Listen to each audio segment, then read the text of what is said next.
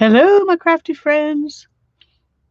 Well, I'm going to show y'all some stuff, some fluffy stuff, and then I'm going to play with this, and then I'm probably going to make my introduction um, card for the ICAD 2021 because tomorrow is when it starts. So I need to be ready. I don't know if all of you saw my the video that I did yesterday. I think it was yesterday. I don't know, yesterday, Friday, no, Saturday, talking about the ICAD 2021. So if you haven't seen that, you can go back and watch and see what I decided I'm going to do.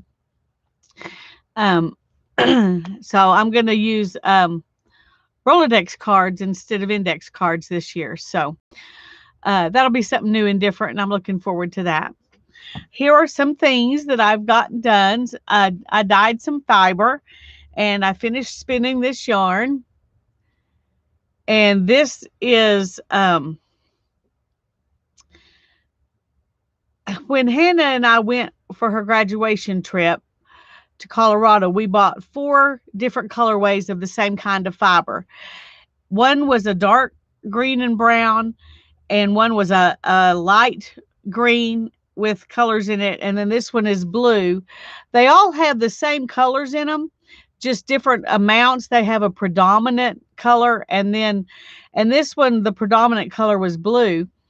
But when you look at this, the yarn came out darker than the fiber looked. The fiber looked like a lighter blue than this. It was I would say it was more like this color.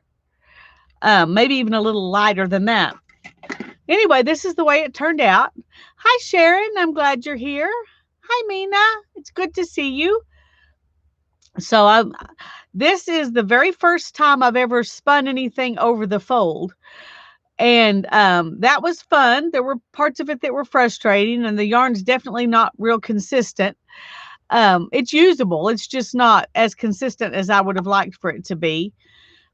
You can see, especially like right here. But it does preserve the color a little more than the way I did it the other time. Hi, Janet. I'm glad you're here. Thank you. And so, and it's a real drapey yarn. I've got one more set. The dark green I sent to Becky, and the light green I've still got that I want to use it with this.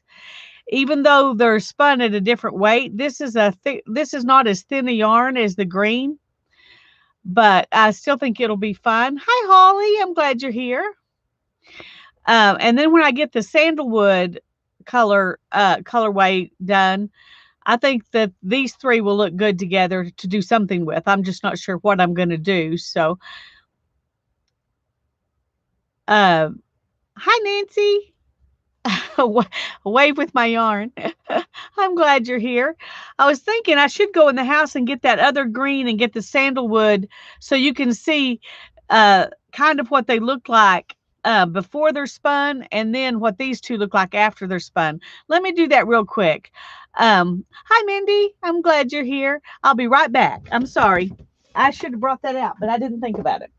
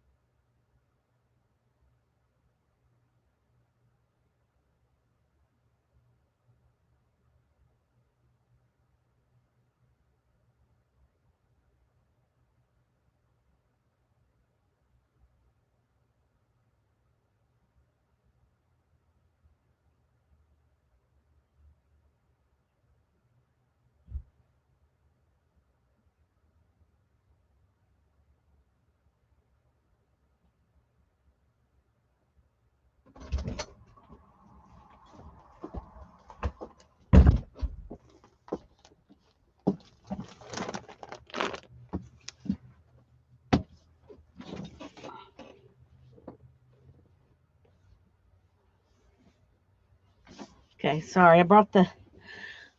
I took all the yarns I've spun, I took to the guild meeting in this wonderful bag that Becky made for me. And I showed off my bag too. It's funny, the members of the guild were all they were impressed that I have such a gracious friend as Becky to make that for me, and that it was somebody that I had never met in person.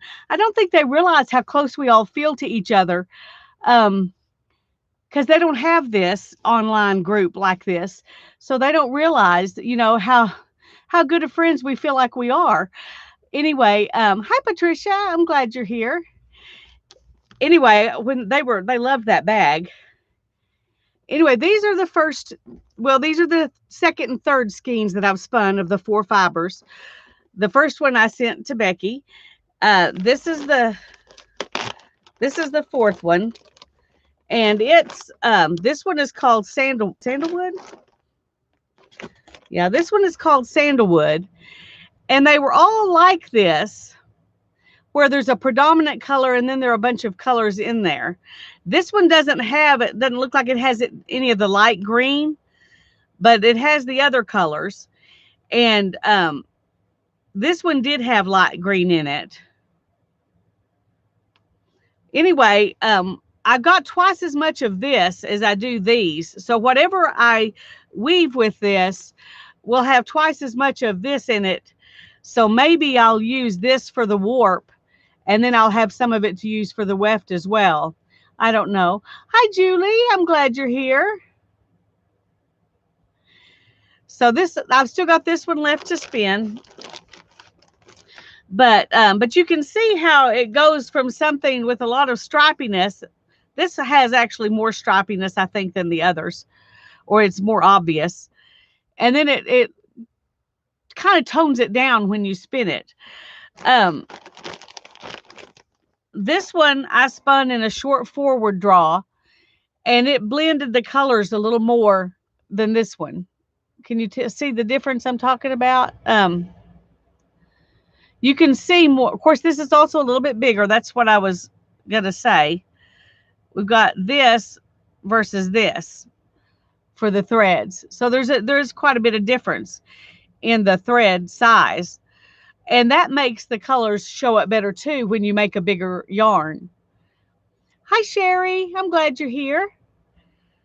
Anyway, I'm looking forward to spinning this, but in between each of these, I've been doing something else. And right now I'm working on, just a second, let me put this up.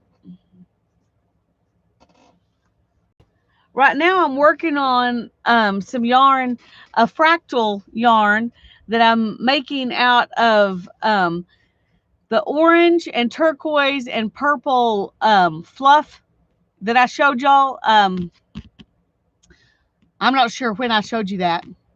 Maybe it was Thursday. I'm not sure. But that I hand flicked with the little flicker brush. I showed y'all how to do that. And what I'm doing is I divided those fibers into 3 piles. One pile, I spun each little clump, and I went from orange to purple to turquoise, orange, purple, turquoise, orange, purple, turquoise, and did that all the way through it. One pile, I'm going to spin all the orange, then all the purple, then all the turquoise. So those are the 2 major things of the fractal, but I wanted it to be a 3-ply yarn. I've never plied a 3-ply yarn before, so I'm looking forward to that. Oh, Mina, I just now saw your comment. I have considered selling some of my yarn, and I might do it, but the amount of time and effort that's involved in it,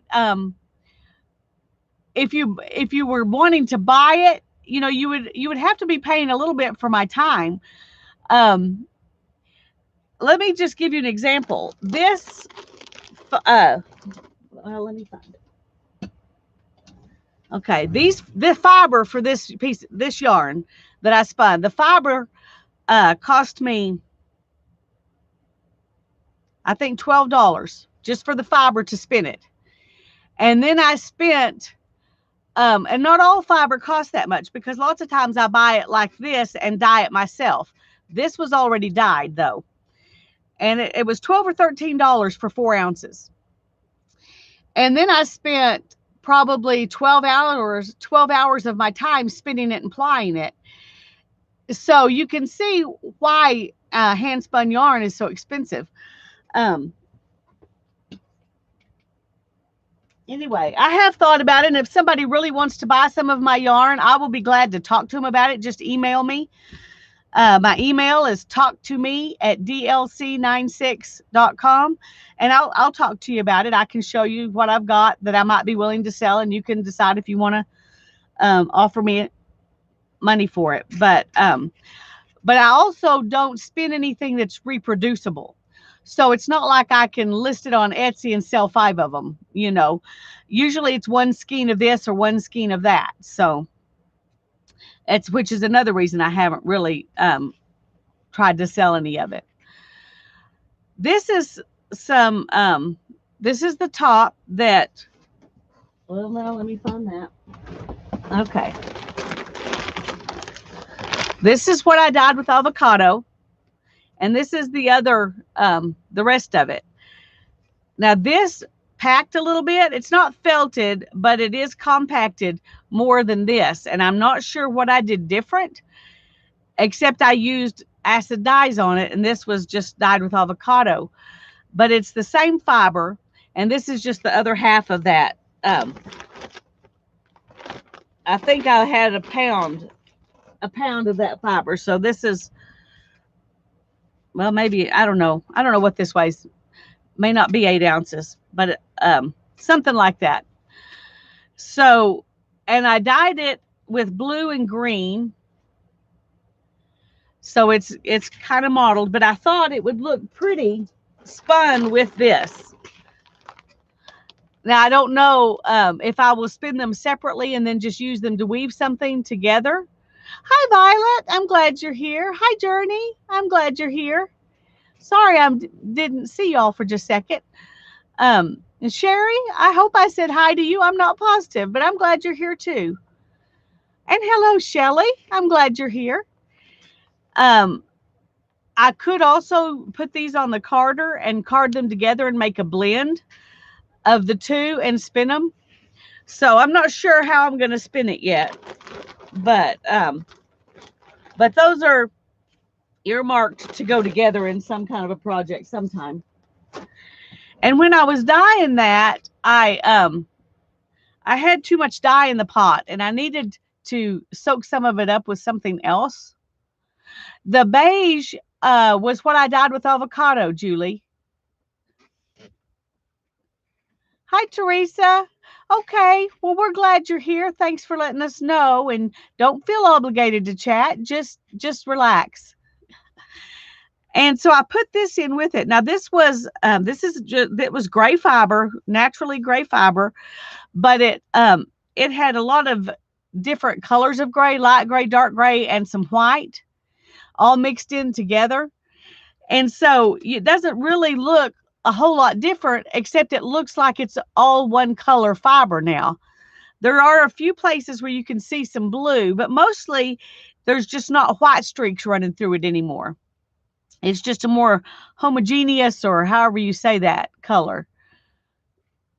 So, yes, it was the pink that we see from avocado. It's a little lighter and orangier because I put vinegar with it, and the vinegar literally changed the color of the dye. Before I ever put the fibers in, when I showed this the first time, I showed little bits of the avocado dye or avocado tea with and without the vinegar. And you could tell it oranged it up and lightened it a little bit to put the vinegar in with it. But I think it made a really pretty fiber. It looks like very natural. It looks like camel or some kind of alpaca or something. I really like it. I'll do it again, I think. Anyway, let me get that out of the way. Anyway, so this is the other thing. So this is an over dye, And I like it, but I'm sure I'll mix it with something. I'm not really wanting to make just gray yarn. So I'll probably put it on the drum carder and blend some silk in with it. I think that'll be pretty. And oh, it would be a great skin color for dolls, Sharon. It sure would. That's a good idea. That's a good idea. Um, I forgot what I was going to say. Anyway, I'll probably mix this with something. I may do it on a blending board, so it'll be more streaks of gray. It makes a good background color, but I'm not really into just gray yarn. so it will not be spun just like this. I don't know what I'm going to do with it yet, but it will not be spun just like this. It'll have something done to it before I spin it. And this, I don't know when I'm going to spin this. One of these days. Let me get it back in here so I can get it closed so it doesn't get dusty. Oh, hi Renee. I'm glad you're here. And yes, Sharon makes lovely felted critters, some people and some animals. This is my first try at playing with this loom. I did this afternoon because I really want to knit a hat with this. This is the yarn I got. It's silk and merino mix that I got at that estate sale for our Weaving Guild member, and I want to make a hat out of it. But I didn't want the very first time I put anything on this loom and played with stuff to be that yarn. So this is some of my hand spun yarn that I dyed and then spun myself, and it makes a really pretty yarn. This is the end of the, well, let me show you.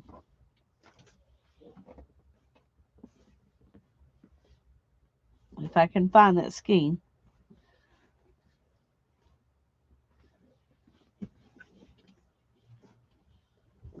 Okay. This is messy, but this is a 2-ply yarn I made out of the same dyed fibers that I made this yarn out of, except that this I chain plied, and so it kept the colors more pure, and so it made a self-striping yarn. Whereas this has got barber poles where the colors are mixed. It's going to be a pretty yarn to use, but the stripes won't be as distinct as they are in this. But when I ran out of one bobbin when I was doing this, I just made this yarn out of the rest of that other bobbin and chain plied it. It was the first thing I ever chain plied. And so I just used it to practice some stitches. I learned how to do a cuff, and I did the knit stitch and a purl stitch. And that's all I had time to do today. But I was just playing with it. I ran out of yarn. This was just, some leftover stuff. So that's my first play with this. But I figured most of you probably never seen somebody use this. I've never watched anybody do it until recently after I got one and I tried to find videos to watch. And there aren't that many videos to watch of how to use this thing, which really surprised me. Anyway, I'm going to play with this a little bit. We definitely won't get the hat done today, but one thing about this is that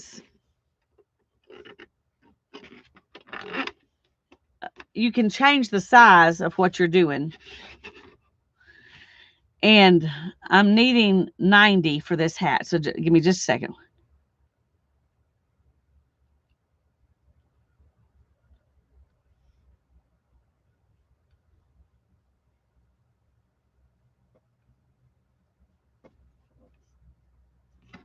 Okay.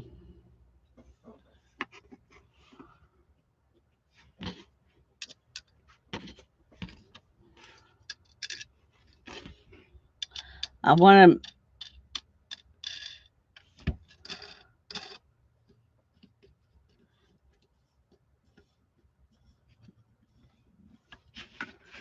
Okay, so I've got 40 pegs here, 40 pegs here, and 5 pegs at each end. So altogether, This is 80/90. And I'm gonna make a hat this big because it's not very stretchy. In fact, it's not stretchy at all, really. So we're gonna hope that the knitting will make it stretch some. And if it doesn't, hopefully it'll be big enough.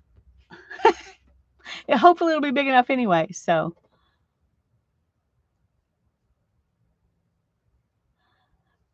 get a blanket and put a hole in the middle to wear it home. There you go. You just put a hole in the middle and make you a ruana out of your blanket.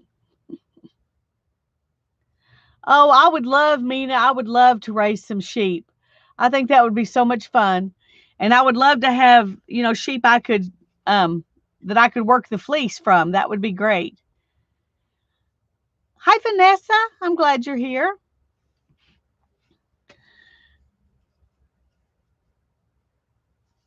So you just use a slip knot like you do when you're starting out to crochet.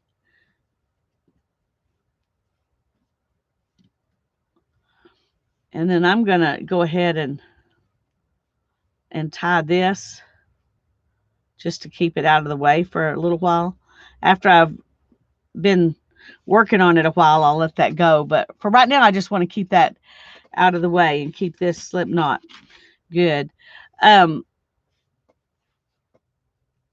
so one of the things about this kind of loom and those round ones that are plastic that have the really big knobs on them, I really think for hats, those would be much easier than this.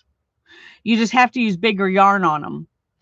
And so it would be a more bulky hat. But the this trying to turn it is harder. I think one of those I may if I find one of those round looms at the thrift store again, I'm gonna definitely buy it. So anyway, and we're just gonna wrap and do it kind of loose. You don't want it to be real tight. Um, and we just wrap all the way around. And this is, it takes 2 different rows to actually complete casting on. You can cast on with a crochet hook and crochet around these, and then it only takes 1 row to cast on. But I haven't tried that yet, and so I just want to do oh, see, this is, this is stretchier yarn. And so I think I'm doing that too tight. So we're going to try again. Sorry, y'all may get to see a lot of try again. I hope not. I hope I can.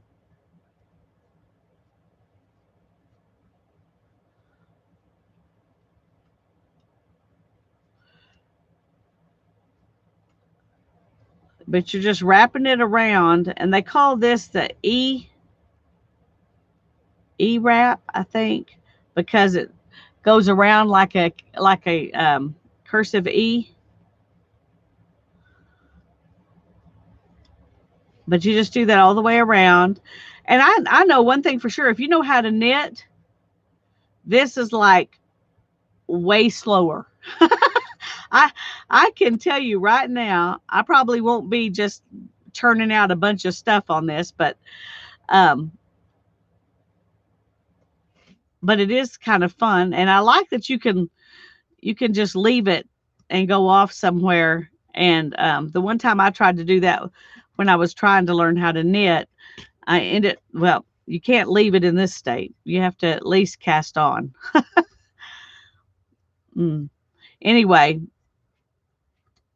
um, something hit my needle and I lost a stitch here and I lost a stitch there, and it was very frustrating. Um, I did learn how to knit, but I was I learned it at the library. They had a learn how to knit day.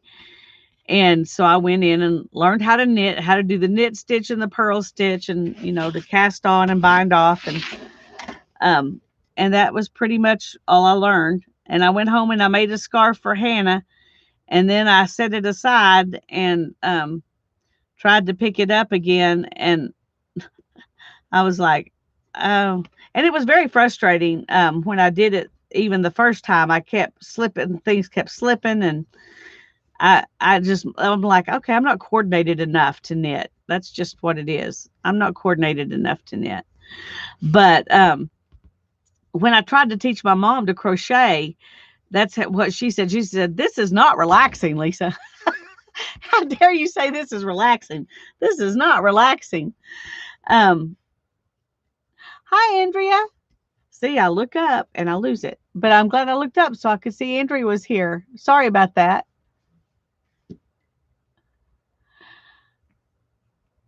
Teresa says her non-stretchy yarn did not stretch after it was knitted. So I'm making this hat bigger than the pattern called for because we have big heads in this family. So if it doesn't fit, if it's too small for anybody in my family, I'll give it to somebody with a smaller head. But um, the regular recipe called for 80 pegs, and I'm doing 90. So I'm hoping it'll just be usable. If it'll be usable, I'll be happy. So um, I'm not a hat person, so it probably won't be me wearing it, but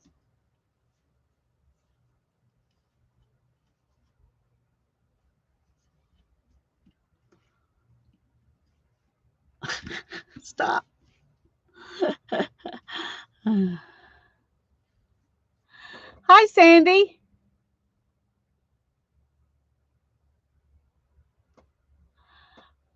You have a medium and preemie circle and a scarf one if you want them. Well, I would try playing on them if you wanted, if you're wanting to get rid of them, Sandy. But I like to try new things.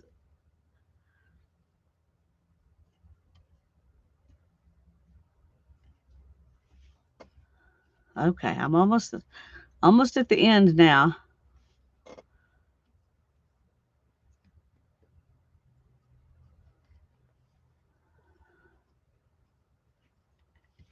Okay, now I've done this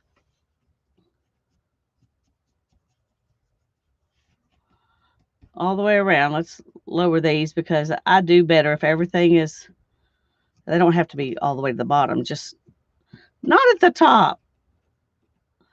Okay. And once you've done that once and you've gone around all of them, then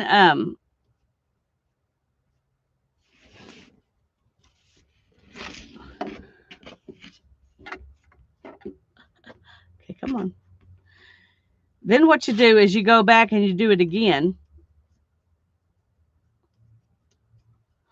But I'm going to stop right here and go ahead and knit this one so that I don't have to worry about all that other stuff coming unraveled while I'm doing this part. And when I was practicing, I was just doing a little piece, like a little circle. And so when I got to each corner, that's when I would wrap one to make sure that it stayed put. So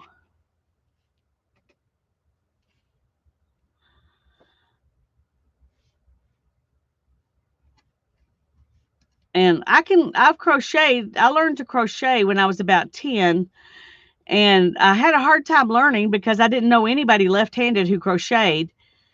And I just sat down in front of the person who was trying to teach me. And I'm going to go ahead and flip one here too. And that will keep these in place. Anyway, I tried and tried, and I finally quit trying to copy her, and I just watched her and then did what she did and did it however it would work for me, and I learned to crochet. But when I was trying to copy her exactly, I couldn't do it because she was doing it right-handed and I was left-handed. So I'm going to go ahead and pop this one over too. If you do that every once in a while, then you can go ahead and flip them all over I mean, you can get them all on there at one time and then come back around and flip the rest of them. And it just seems faster than flipping each one as you go to me. So now I'm just wrapping a second stitch. My table's not long enough. I'm having to stick this inside my. And I went ahead and did this corner too. And I'm going to do this corner. And what you're doing is just flipping the one that's on the bottom. I'll show you when I get all the way around. You're just flipping it over the top one.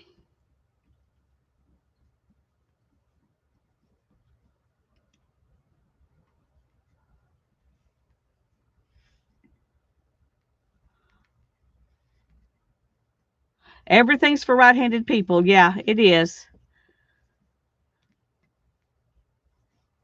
And so if you're right-handed, what I'm doing may be backwards for you for this too. I've just gotten to where I watch what people do and I don't try to think about copying their exact movement. I'm just thinking about, okay, like I may start at one end and they started at the other end or something like that. And I don't worry about that part. It's just the stitch, how to do the stitch itself or whatever that I worry about. Because I've learned if I worry about copying them exactly, I'll get myself all mixed up.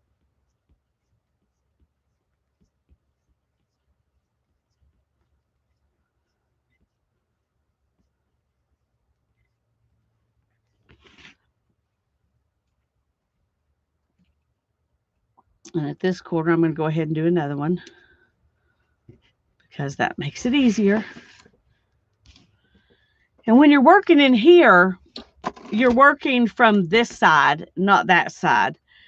And so,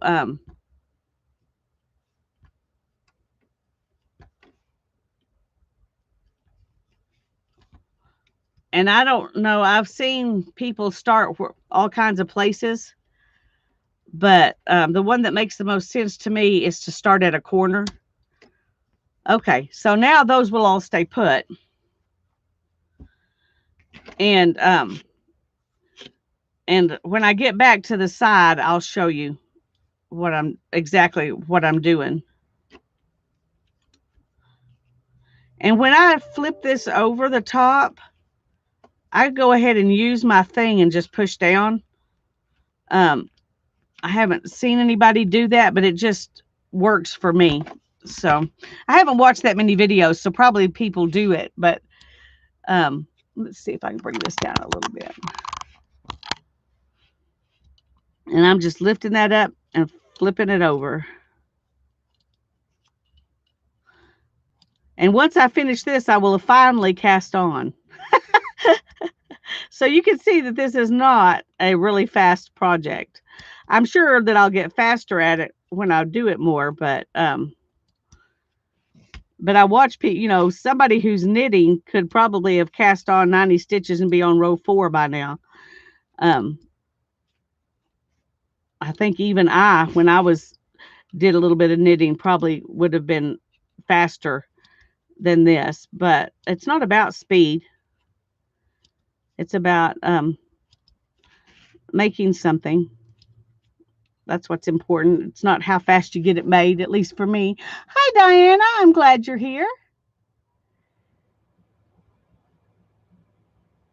Yeah, the flip locks the stitch in place. So and if you used the crochet cast on, you wouldn't have to do this. You would just start knitting right away. That's also one of the knit stitches, though, the E-wrap. There are 4 different knit stitches. The E-wrap, the U-wrap, the flat, and the true knit. And I don't remember how to do the true knit.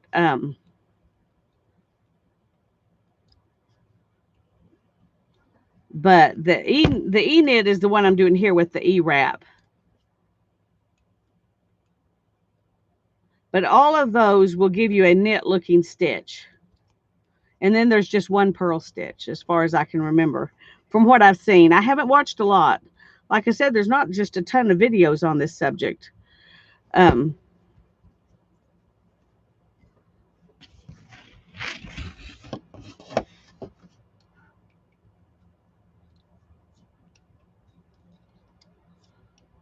it's easier to show you what I'm doing on the sides, but on these ends, it's not so easy.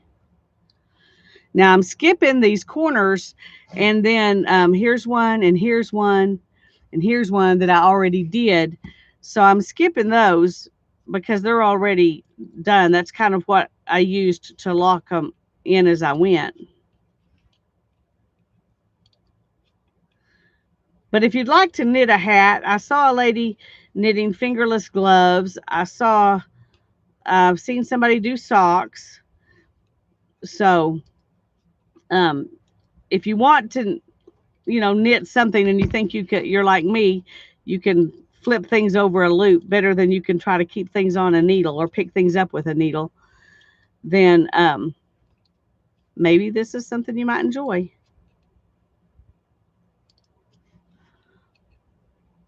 I had fun just making my little sample.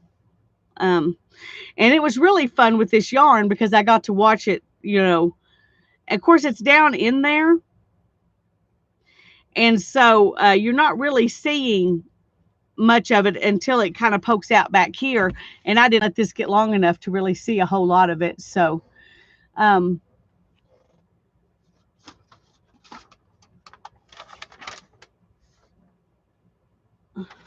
Deanie. I'm glad you're here.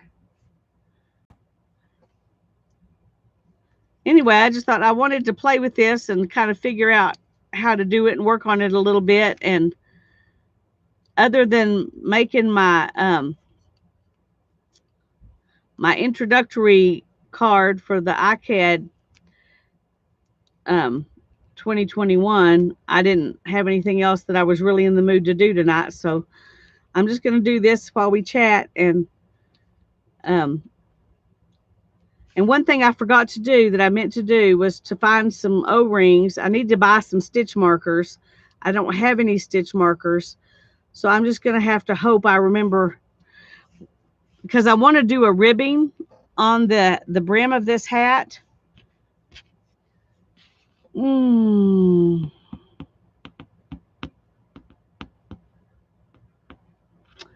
Okay, I got to read what Andrew said. When I was a little girl and my friend was trying to teach me to knit and I couldn't understand it, then her mom came out with a piece already knitted and she had me pull at the thread, pulling it apart so I could see how it stayed together. Then it made sense and I could do it. Very cool. Very cool. Oh, that's great, Diana. I always wanted to weave since I was like in 7th grade, and I saw somebody at a history fair weaving and spinning. I always wanted to spin and weave, but I didn't get to do it until I was homeschooling, and I wanted to teach Hannah how to spin, and I got a chance to get a floor loom, when I got my hand cards so that we could spin. So that was cool. Okay, now I've got to figure out how am I going to remind myself which ones are knitted and which ones are purled. I'm going to lift these up, and I think I'm going to take another kind of yarn and I'm just going to wrap it around the ones where I'm going to knit. One piece of advice I saw was if you mark stitches for knitting and purling, then knit above the markers, because it's easier to do a knit stitch above them without grabbing it than it is to do a purl stitch. So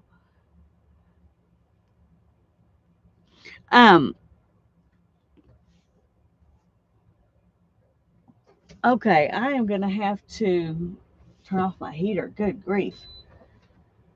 It was cold when I came out here, and so I turned up the heater, and now it's hot. Okay, I think I'm going to find a little string, and I'm going to do knit 2, purl 2, knit 2, purl 2 all the way around. You taught paper weaving and cardboard loom weaving to children for over 25 years. That's cool, Diana. Um, I've done some demonstrations where I took my rigid heddle loom to a school for the special needs kids in that particular school, and I showed them how to weave on a rigid heddle loom, and I let them, they each got to weave 5 or 6 picks on the loom, and they just loved that. I think it would be a good thing for them to have in the schools, um, for those kids to do, because it was amazing their level of concentration when they had something like that to do.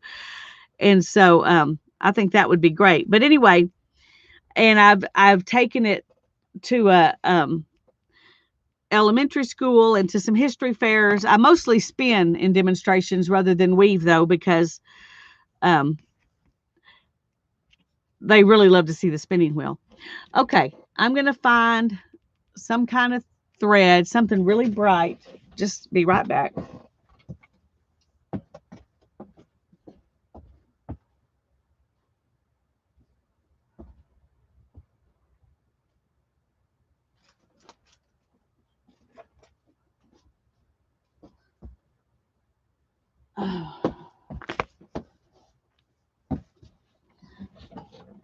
I'm not sure what the best way to do this is because, like I said, I meant to get some O-rings and stick them on there before I got started. And then my O-rings weren't where I thought they were, and so I couldn't do that.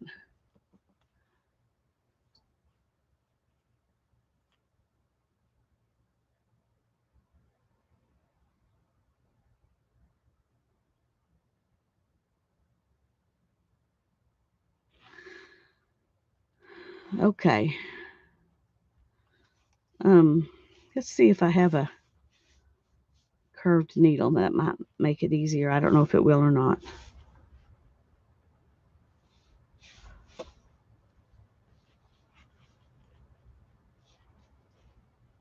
All right, what did I do there? Somehow, oh, I stuck something and put 2 pages together. I don't know if this will be good. It might be better to use a regular needle, but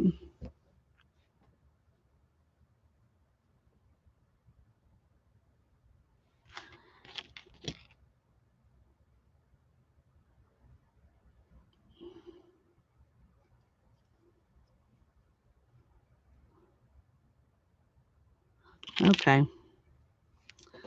So that's not going to work. I just want to end. Surely there's the end here somewhere. Okay, I'm just going to make one because it's easier than trying to find it. Okay.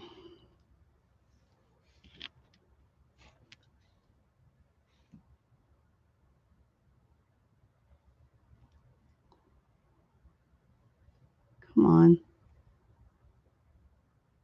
Okay, not going to be able to do that. Here we go.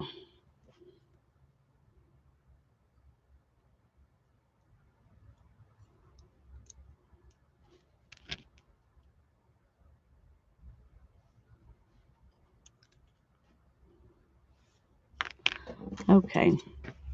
Thank you again for my book journey. I think of you every time I get it out and use it, and that's pretty often. I love it. Love it, love it. Okay.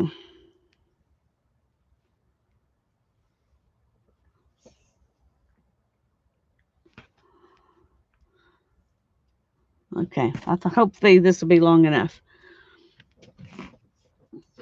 Okay, I'm going to do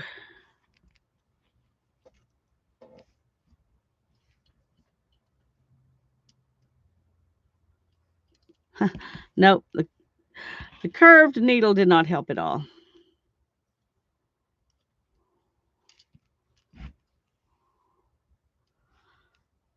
And I don't know.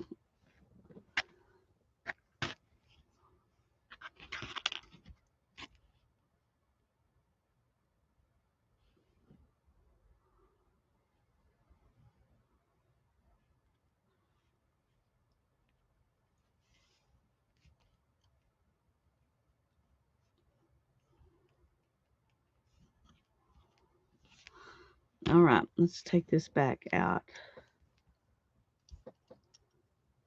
I may go ahead and get a regular needle since I know how to use one of those, and I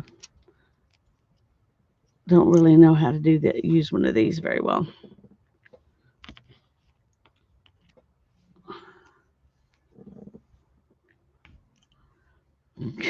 I'm just making a mess here. Okay. This really is going to work, I think, when I get it figured out. Where I'm not going around my other yarn. Okay. There we go.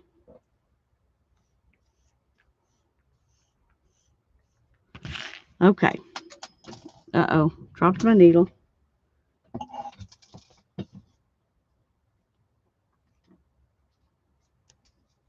Oh. Let me find a regular needle. You have faith in me. I'm glad. I'm glad.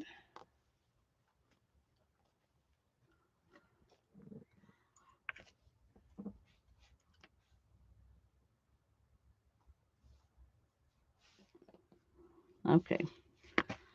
Let's just use this.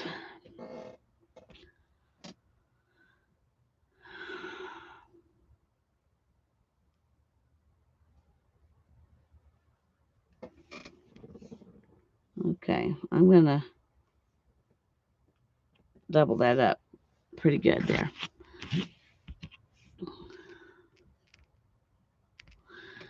Okay. I'm going to go in front of these two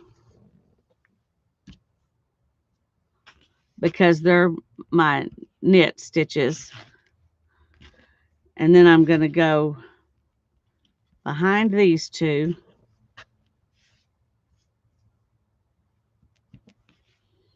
And then in front of these two. Behind two, in front of two, behind two, in front of two.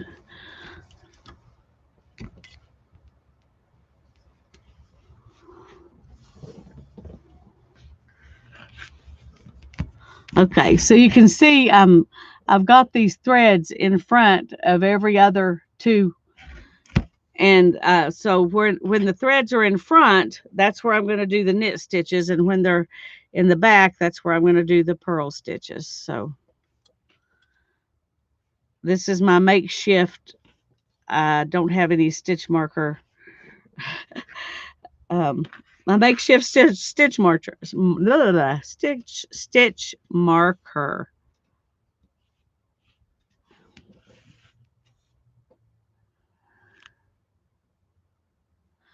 Okay, let's go ahead and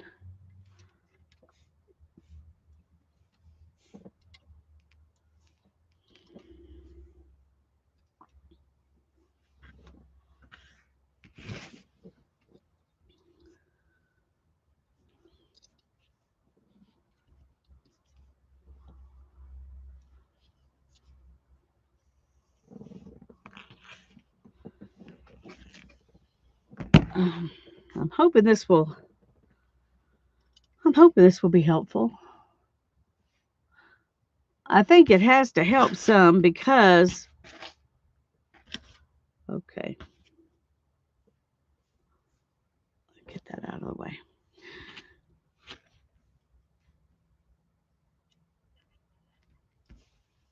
Because it'll just help remind me what's knit and what's purl, and that's for 10 rows. That's going to be important. Oops, almost see. I could have done that with the I almost did just one instead of two.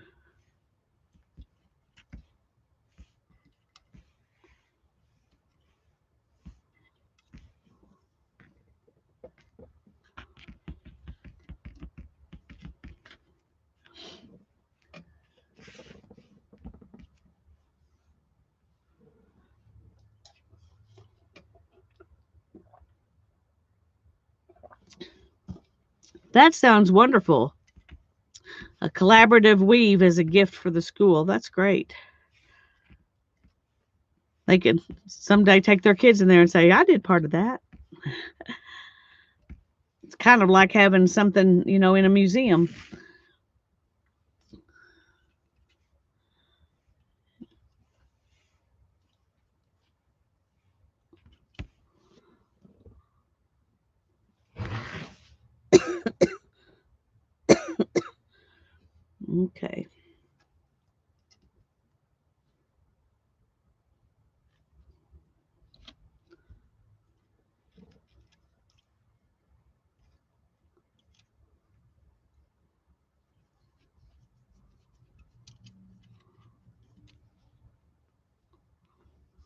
Okay, I think I did something wrong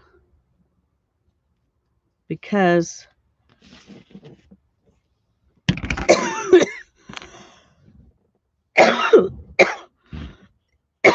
I have knit 2 here and knit 2 here. So at the end and at the beginning,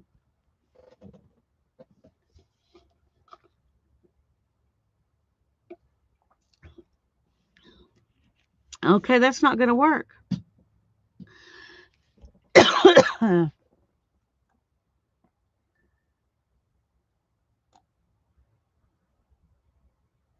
Oh, how fun, Diana. Man, I would have loved to have been a part of that. That's awesome.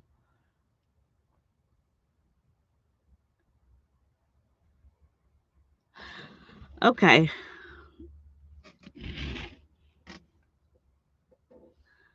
So now I don't know what to do.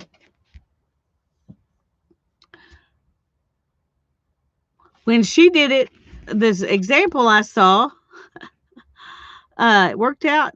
It worked out right for her, but obviously she had a couple less stitches than I have. Let's make sure I didn't mess anything up.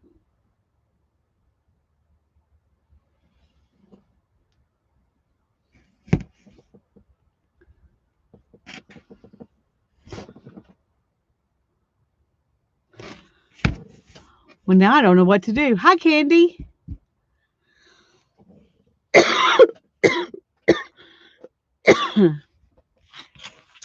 Well, maybe I need to just do it every other one instead of every other two. Um,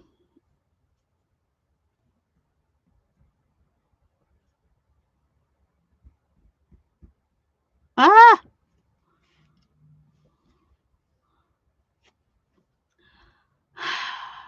okay.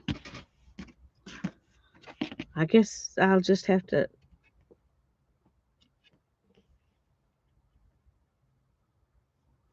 start again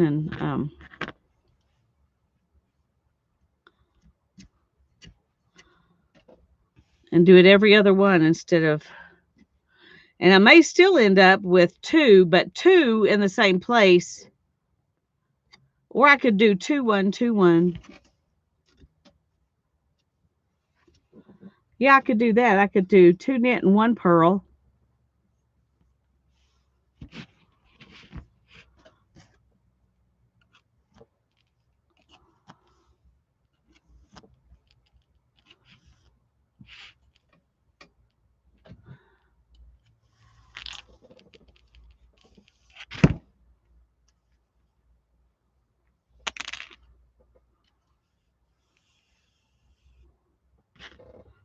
Okay.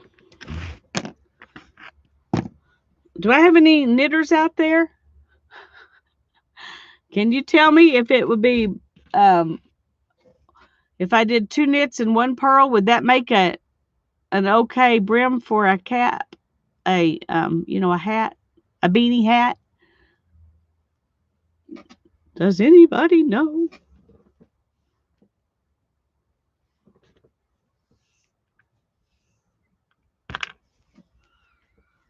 Y'all are talking food.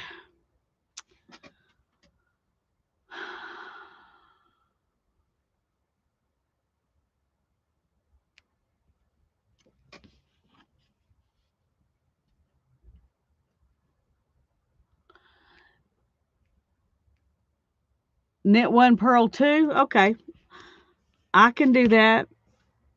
I don't knit, so I don't know. That's why I'm needing help. Knit 1, purl 2. All right, that's what we'll do.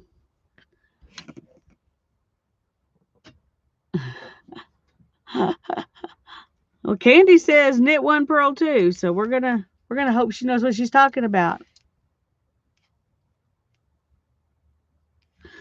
The lady I was watching did 2 of each,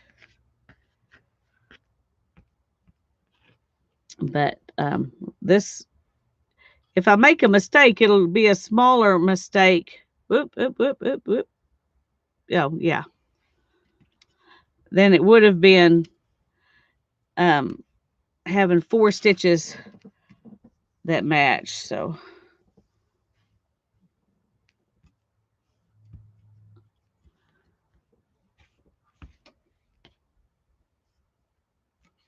okay, whoa. You need to know where you're coming from, Lisa.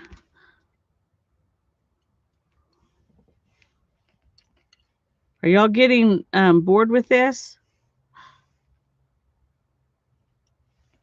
I haven't even hardly started, but it seems like it's taking forever.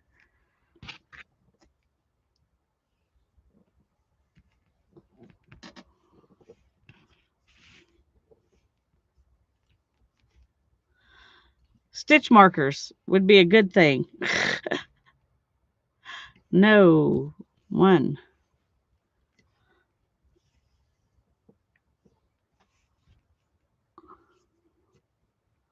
You're not bored. Okay, good.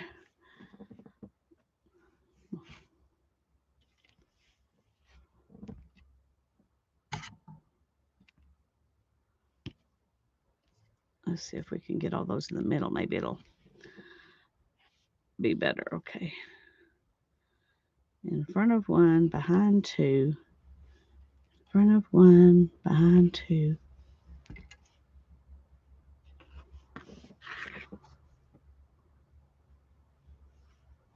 Okay, thank you, Beth. I didn't realize you were here. I'm glad to see you. Well, right now I'm trying to figure out, since I don't have any stitch markers, I'm trying to figure out how to mark my knit and purl stitches. So I'm trying to do it with yarn like this.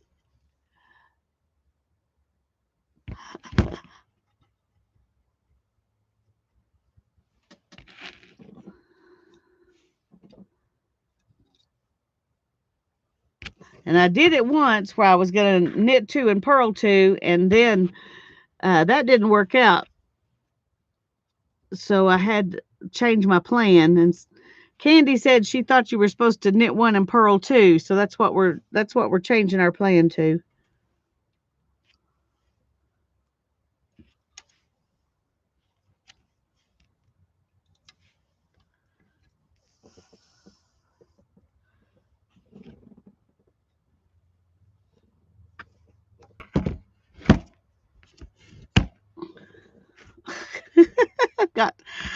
I got.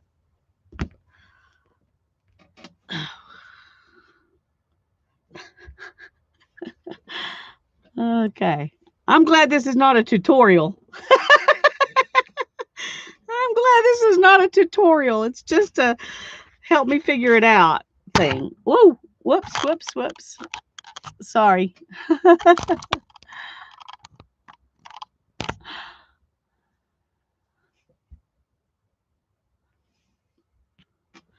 Okay. In front of 1 and behind 2.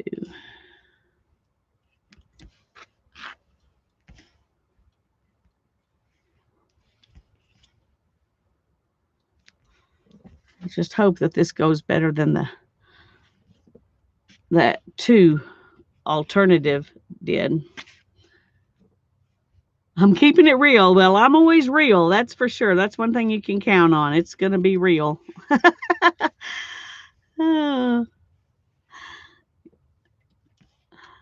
That may not encourage anybody to buy one of these. Everybody might say that is just way too much trouble. But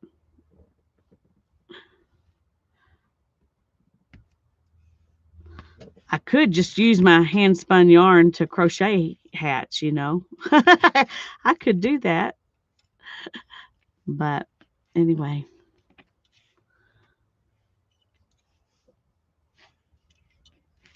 I wanted to try this. And my kids were nice enough to buy it for me for Mother's Day, so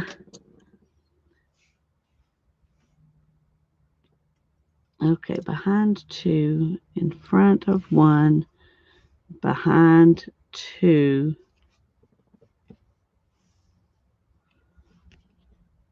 Okay, that worked out. Yay, that worked out. Okay.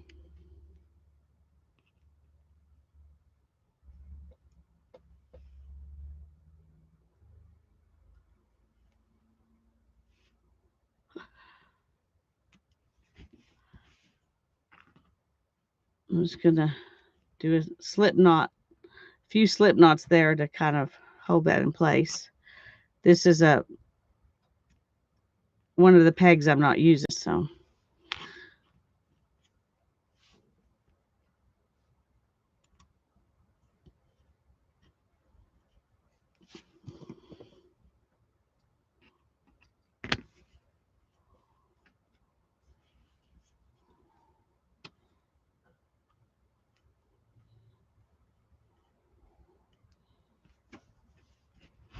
Okay, let's get that out of the way. Whew. All right. There's our yarn. We're back at the beginning. Okay.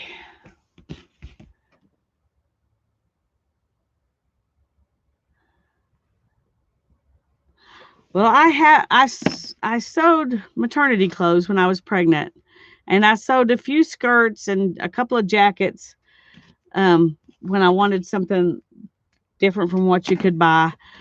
But I haven't done a lot of sewing. Okay. This is knit. Oh no. No, go back. See, right off the bat here, I'm gonna mess it up. And I do not want to do that because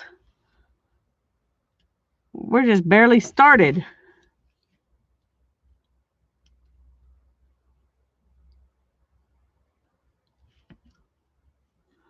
Okay. Woo. Saved it.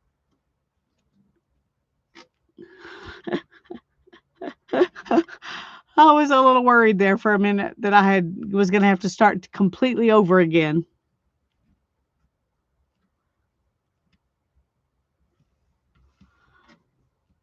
Okay. Knit one. And then for purl, I'm not sure if I can do this. I may have to give up doing this here because it's not going to be easy to do it where you can see it. You go down and then pull this up. And then you pull it off the loom and put that loop down.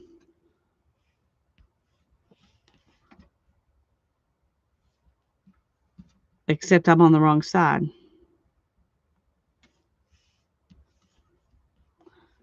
Okay.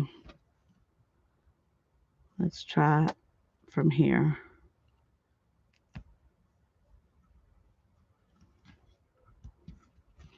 Okay. I'm not sure what I did that first time, but I got it to work this time. So probably because I'm trying to do it from down here. But to knit, you bring it around like that with the E-wrap. And then you just pull this one right over the top. But to purl, you bring this down here and you lift this one up and pull this one through it. Then you got a loop. Then you pull that off and put that loop on, and that's your next one. And then you grab it and pull it off the loom and put that one on. And then for the knit stitch, we go around and just pull over.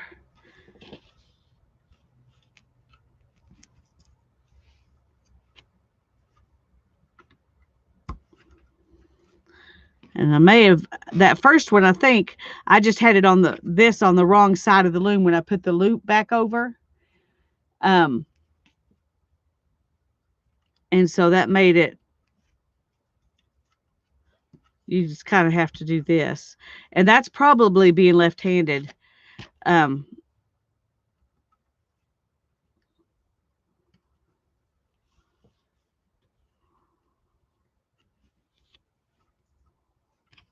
One thing is you can make this loop as big as you need to, so you can grab a hold of it, because then you can just pull it like that. And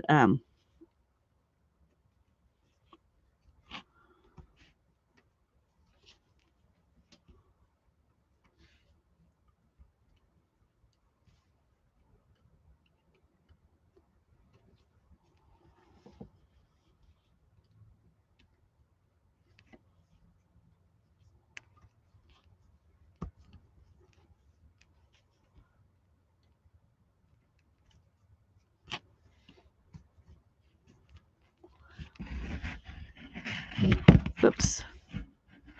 So I'm building a little, you can see that right here I've got a little bit more fabric than I do over here. So this is my first stitches. It is easier, and it's not hard. Trying to do it and show you, what I'm doing is what makes it more difficult. Um, and I forgot to wrap that.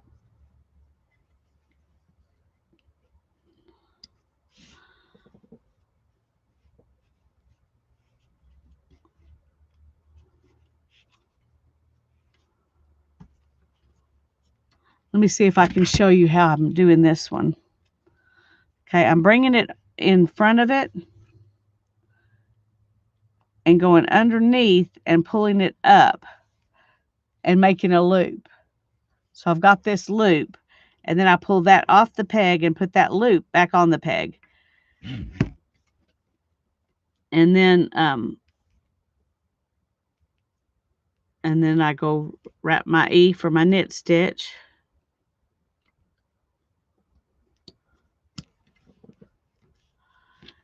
Then come back in front.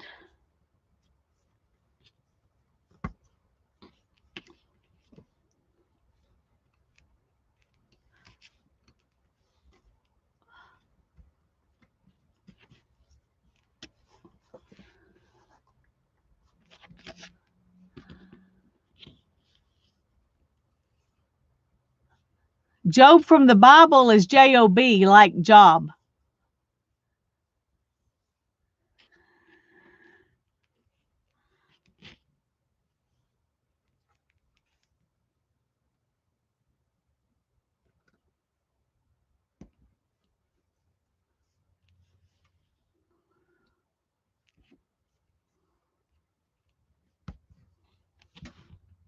Okay, I just suddenly had this fear that I had skipped one.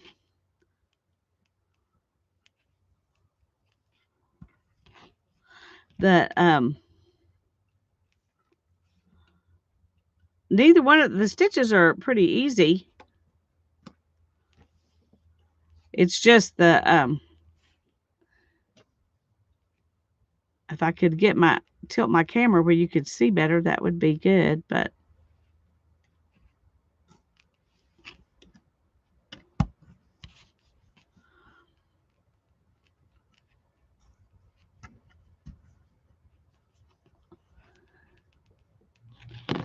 it's going to be a hat, Beth. I'm making a hat, and I know it looks really huge for a hat, but when you take it off here, it shrinks down.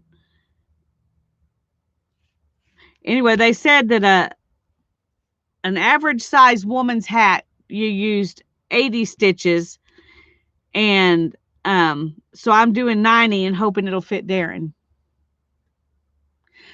They said for a young child, not a baby, but a younger child, you would use 70. So we will see.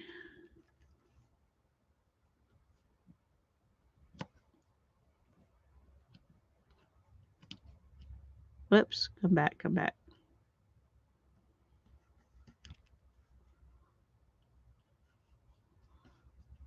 One thing about being at the stage I'm in, you're going slow enough that you kind of mostly catch your mistakes as you make them. You misspelled art the other day. I'll tell you, any word's easy to misspell.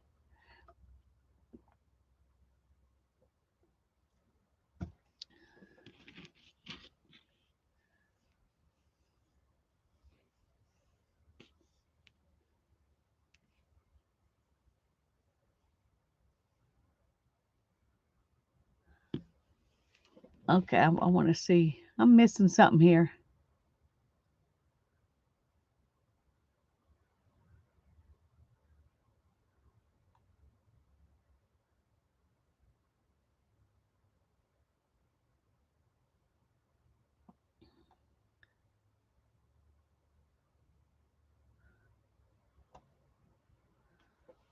Okay. Hi, Dana. I'm glad you're here.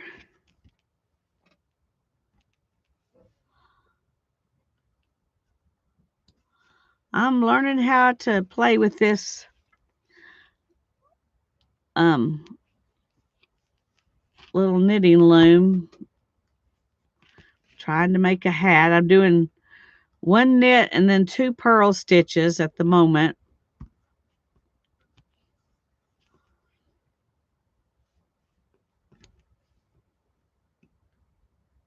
This is my first layer. Oh, yeah, we're not going to finish the hat tonight. I'll finish it on my own time. I just wanted to play with it some while I was here.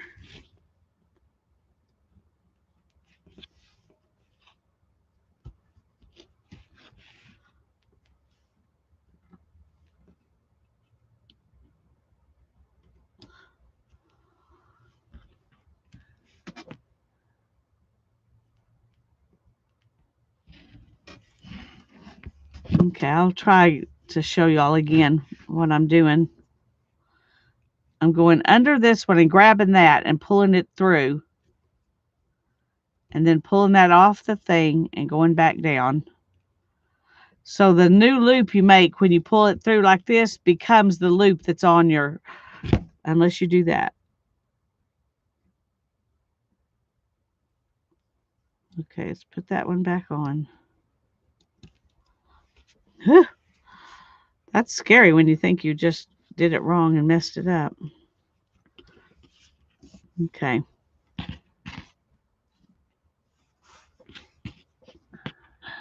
Am I keeping y'all in suspense? Have I not answered a question I need to answer?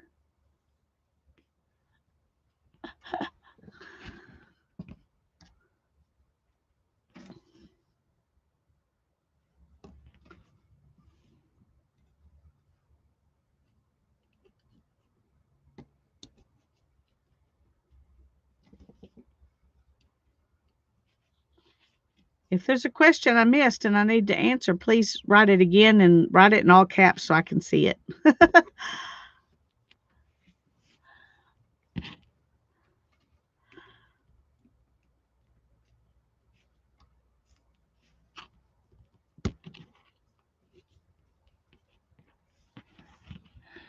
You said you had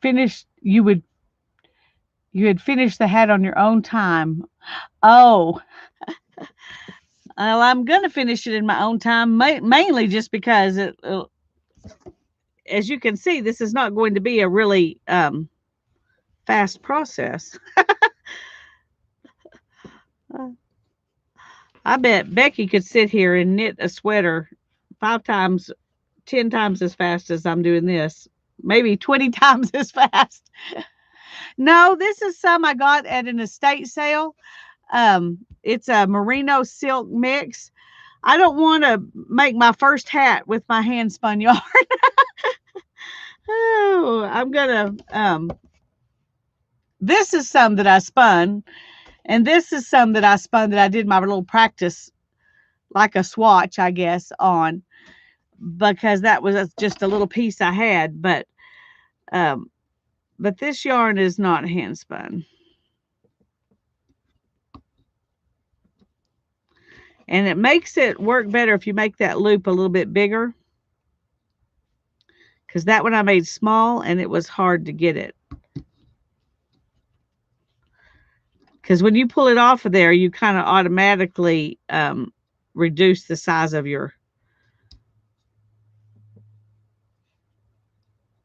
um, your loop just in the pulling it off process.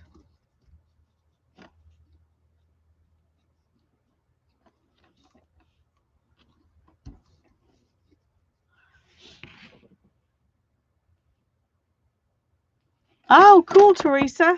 I'll have to go back and watch that. I haven't been, I've been watching how-tos more than I've been watching my friends do fun stuff lately. So,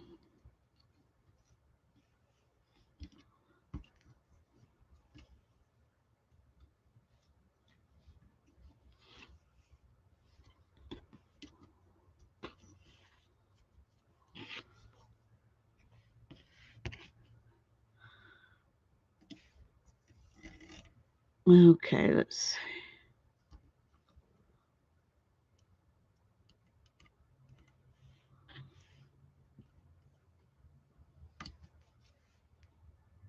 So far, you can't tell looking inside or out what is anything's going to look like because it's just one little row. I was hoping to get far enough along you could kind of see the ribbing. I don't know if I'll get far enough along for you to see that or not.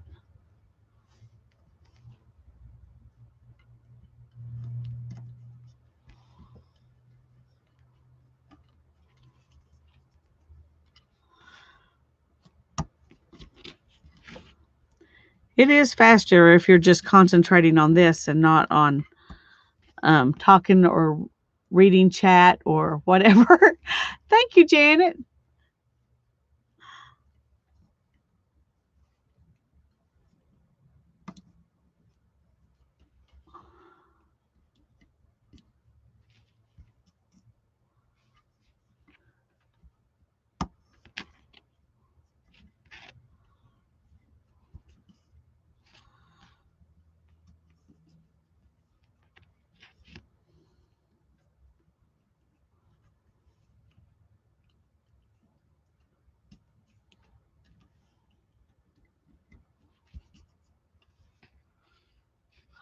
Mina's got to make dinner. Okay.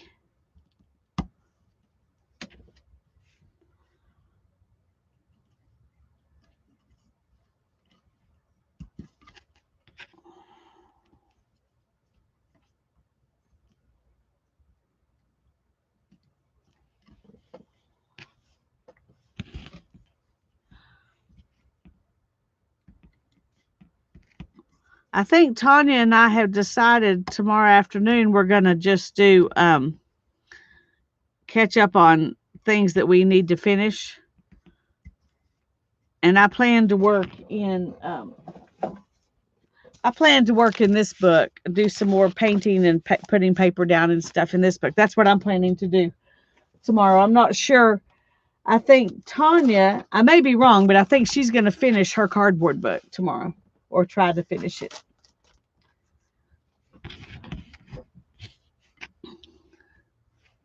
At 2 p.m.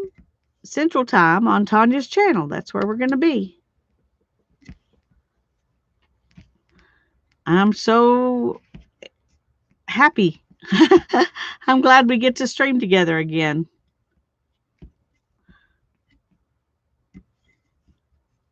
I've been missing that.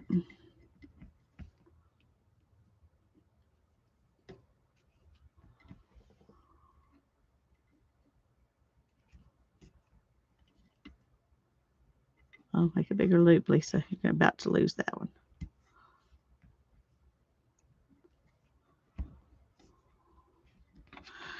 This silk is like a silk noil or something.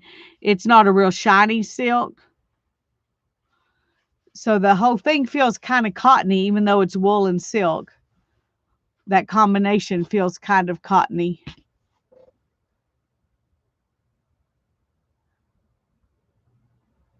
Beth said I did the Macarena while I did my thumb. Now I'm wondering what on earth. Our stream time tomorrow is 2 p.m. Central Time, Diana.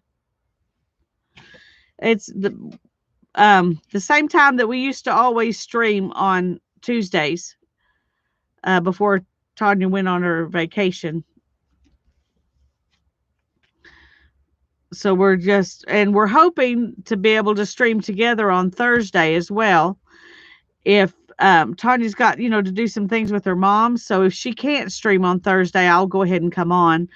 But I think she's good. Right now, she thinks she'll be able to. So we're hoping that that's going to work out.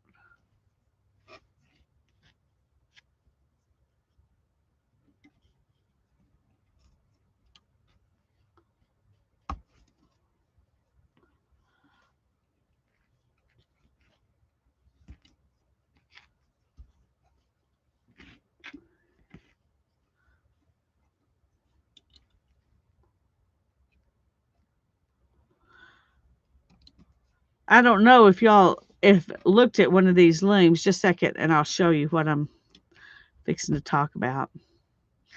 Go ahead and get this next purl stitch. But they have this notch. I don't know if it'll in there that helps you be able to pick up the thread better. Come on. Anyway, you can kind of see the notch there. And that makes it much easier. Without that notch, I think this would be at least twice as difficult, maybe a lot more than that.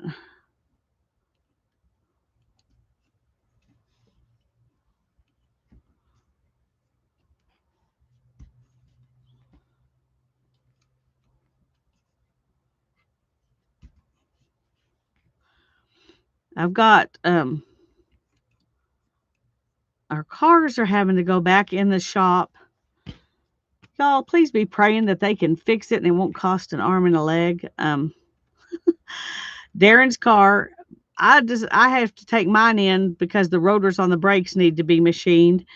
And then as soon as I made an appointment for that, Darren's car decided to do the steering, have the steering power steering hose bust and spew power steering fluid everywhere, and then it kind of locked down.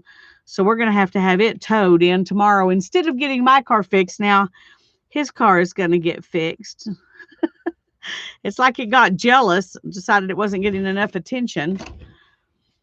Um, right in here is kind of hard.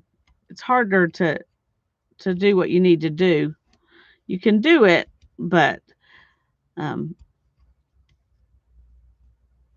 since I've got this open, it's a little easier to do than if I was making a sock and it was right here. And anyway, maybe it's just easier because I've done it a little bit. But when I first started trying to work in this area, it was not easy, which is why I think one of those round looms would be easier because of these little ends right here. The nice thing about this is that you can adjust the sizes in one loom. You can't do that with those round ones. You've got what you've got, You have to get a loom for each thing you're wanting to do. Of course, they usually come in sets, but okay, this is not.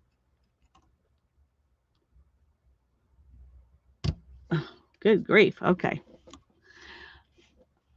Okay. Well, we made it all the way to Michigan and was running around. My daughter started to drive my van and she decided nope and took it back home. Told my son-in-law to drive the van. And then he found out that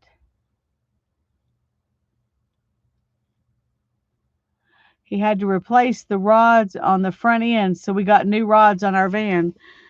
Well, I'm glad that somebody figured out what you needed and you were able to do it.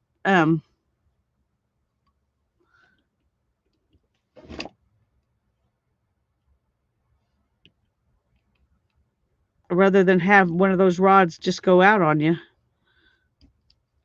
But still probably wasn't your plan any more than mine to spend money on getting your car fixed.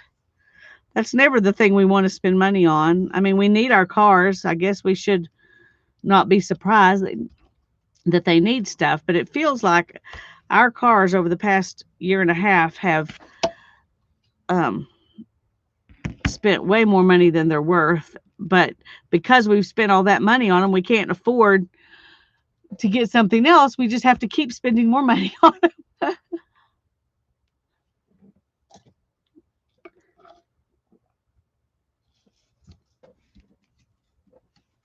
Okay, I've got all the way around with one knit one, purl two. And so far the back just looks like a mess. So I don't know. I don't know.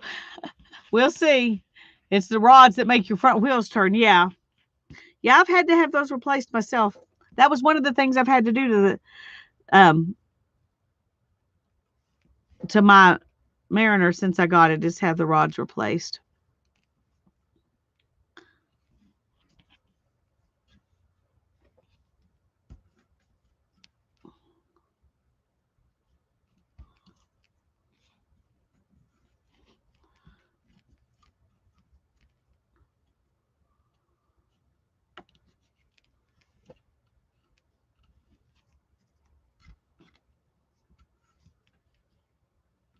Ooh, look, I'm speeding along now.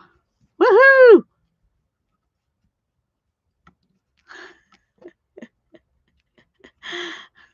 Oh.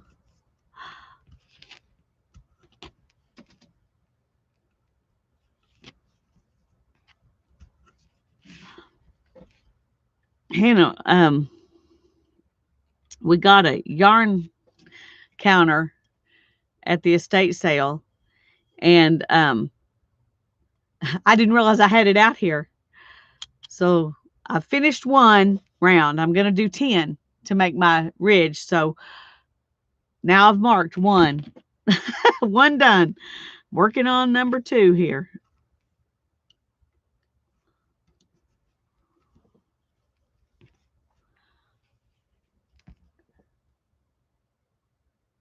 Hi, Cheryl. I'm glad you're here.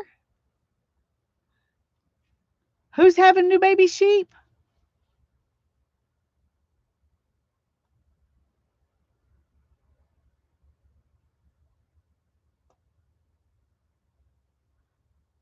Are you having new baby sheep, Holly?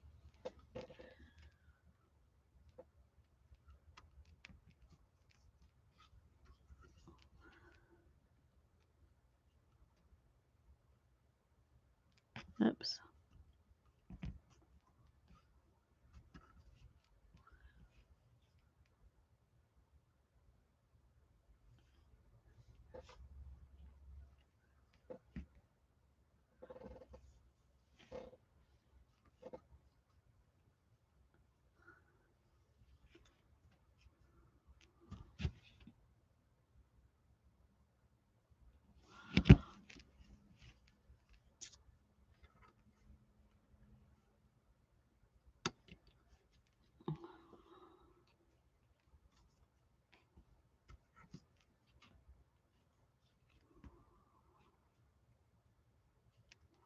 Okay.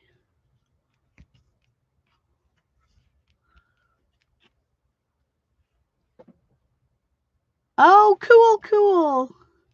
Well, we want to see pictures.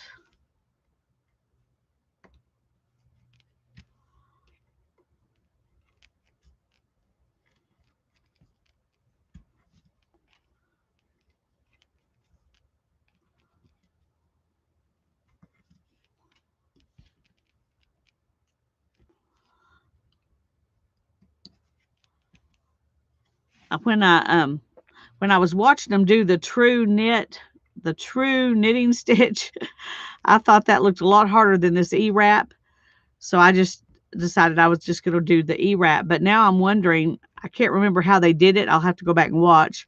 But I think for my next project, I may go ahead and try that, because I don't know that it's really going to end up being that much harder than the purl stitch is really easy. So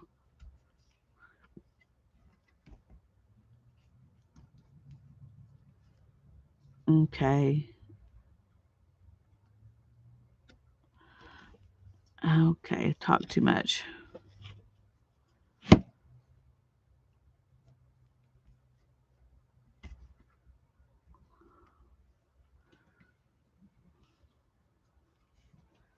I think I may have messed up right there.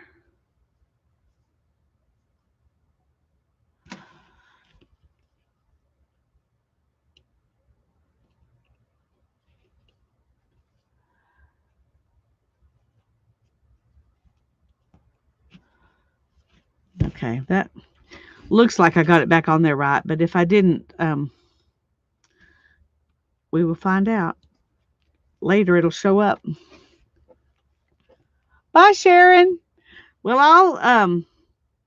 I'll show my progress on it tomorrow, and then I may work on it a little bit, but I know that's not the most exciting thing to watch, even if it's fun to do. And it is fun. It's getting funner.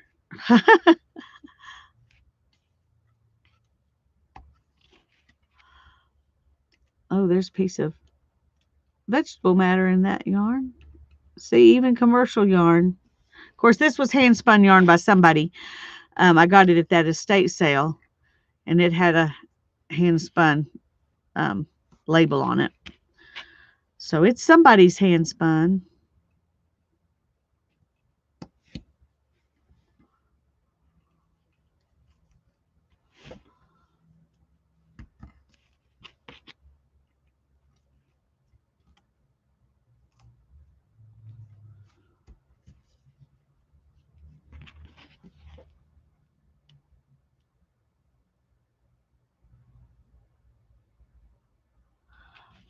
I'm glad you were able to fix it, Julie.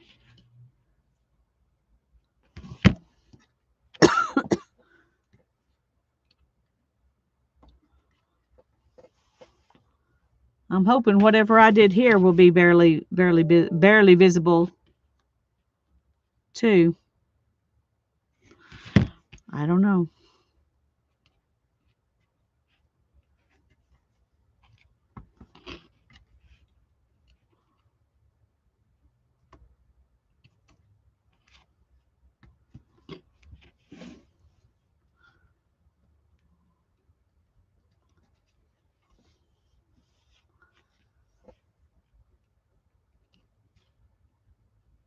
I know y'all are probably getting tired of this, so after I get all the way back around this time, I'll stop. I'm going to do something else. I'm enjoying it, but it's not that exciting to watch, I'm sure.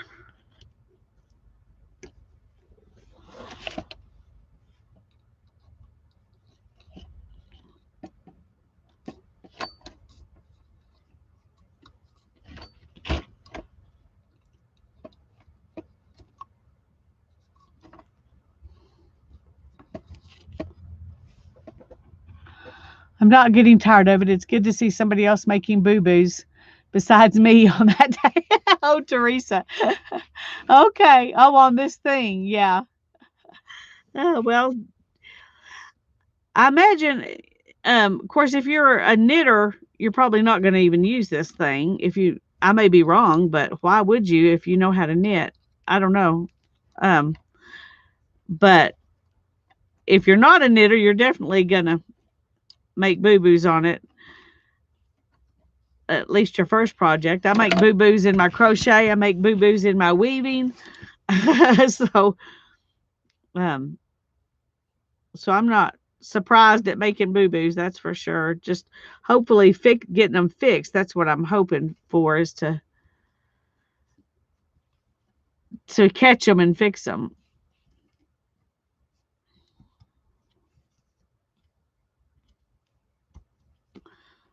I can tell right there. I think that's going to show, but it looks different than the others. But I'm not positive, so we're going to keep going anyway.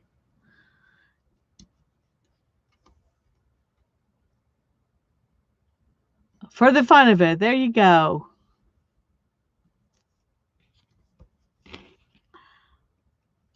I am enjoying it. It's way more relaxing than when I tried to learn how to knit, regular knit. So, especially purl. I could not make my hand purl. I ended up just knitting and no purling on the scarf that I made because I couldn't get the motion down to purl. And I don't know if that's trying to, being left-handed and trying to learn from a right-handed person, or I don't know. Um, but the purling's not that hard on here, so.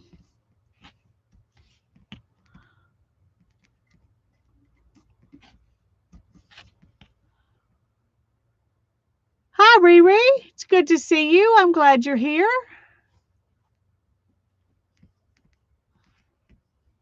I hope I haven't missed anyone.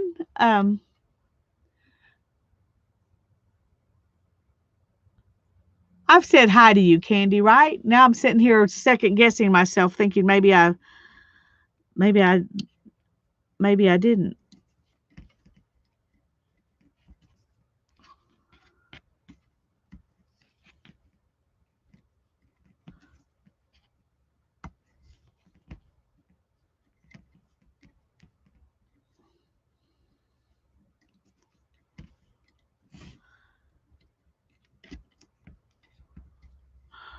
It's one of those things. It's kind of like, well, when you're crocheting or weaving or whatever, you want to keep going just because you want to watch it grow.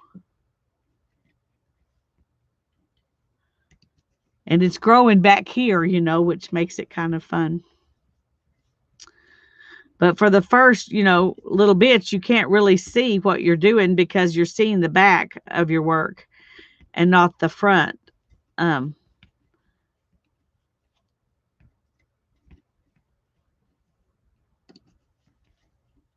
it's got to get I think quite a few rows before it looks like much.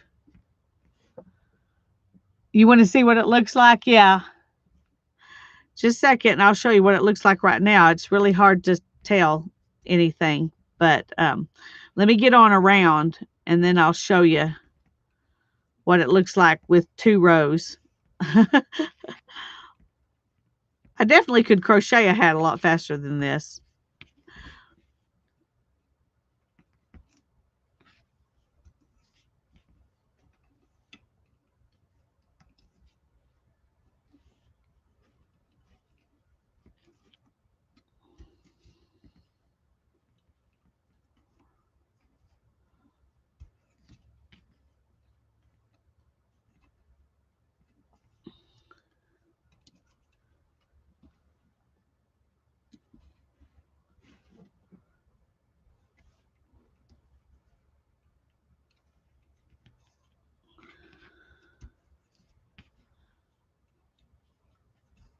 I'm like that sometimes when it's really hot, Holly. Not really wanting to eat or just wanting to eat like fruits and vegetables, which is not normal for me. Normally I'm a happy meat eater, but in the summer I have days where I just want to eat, fruits and vegetables.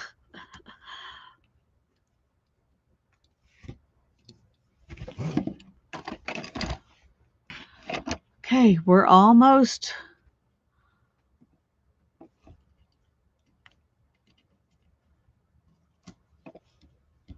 around for row 2.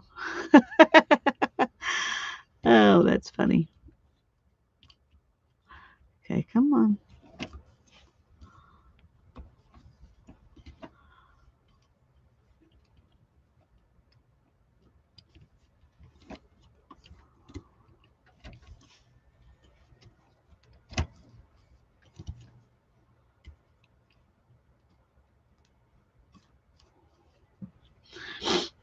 All right.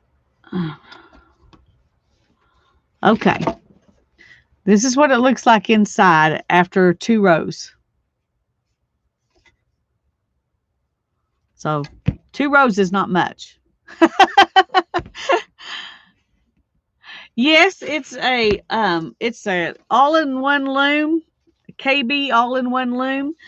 They sell them at Hobby Lobby. They sell them lots of places, but this one's called the all-in-one because you can reconfigure it to do different things.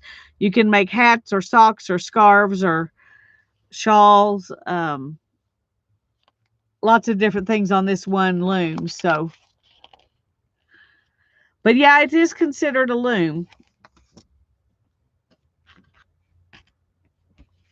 And you can do what they call double knit, where you put these two things really close together. There's some other pieces, I didn't bring them out here, but you put it together with these other pieces, and then you weave back and forth across and make something that's what they call double knit. Then when you take it off the loom, it's quite a bit wider than this loom is. This loom is 18 inches, and I can't remember how much. I think it depends on what stitch you use, what the width is when it comes off the loom. But oh, yum, steak dinner. Always up for that. Okay. I'm trying to see if I can tell where my knit stitches are. If y'all don't mind, I think I'm going to go around a couple more times. Is that okay with you? If I go ahead and go around a couple more times and see if we can actually see anything besides just a bunch of yarn. Hi, Lori. I'm glad you're here. I'm playing with my new toy I got for Mother's Day. And I'm working on a hat with some wool and silk yarn that I got in an estate sale. It's a dark blue. Um, it's not. It looks kind of shiny on in the camera, but it's not shiny at all. It looks like a cotton yarn, but it's merino and silk. So your interest lasted a week. Have a few go arounds. Okay, thank you, Mindy.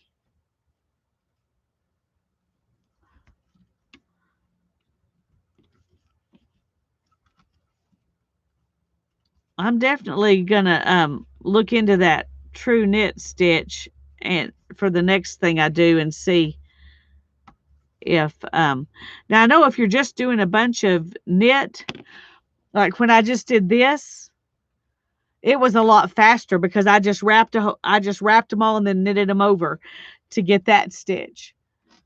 Um, but doing when we're doing mixing the knits with the pearls, that's when it's the knits are not as easy to do then. So I think when I'm doing that, I want to learn how to use the regular knit stitch. The true knit stitch is what they call it.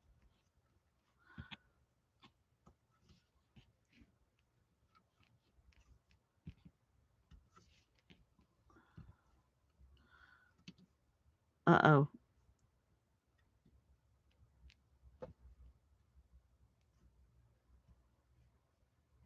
Come back, come back.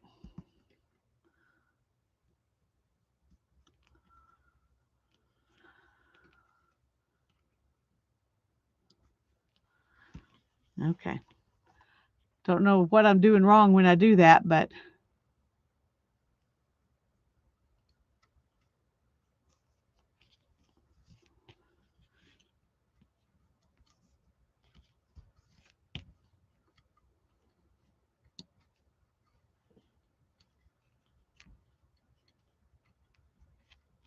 whoa, you got to get the whole piece of yarn. If you just grab part of it, then you can't pull anything through it. It's kind of like when you're binding a book and you come up through the middle of the thread. It's much harder to finish binding than if you just come up through the middle hole or wherever that you started.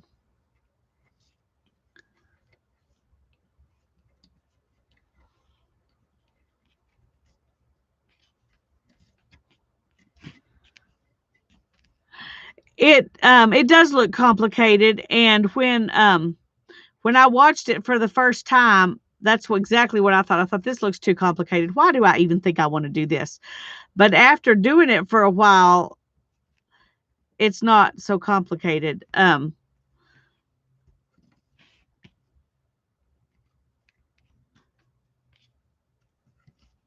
It looks the thing that's making this look a little bit complicated is the fact that I'm doing one knit stitch and then two purl stitches.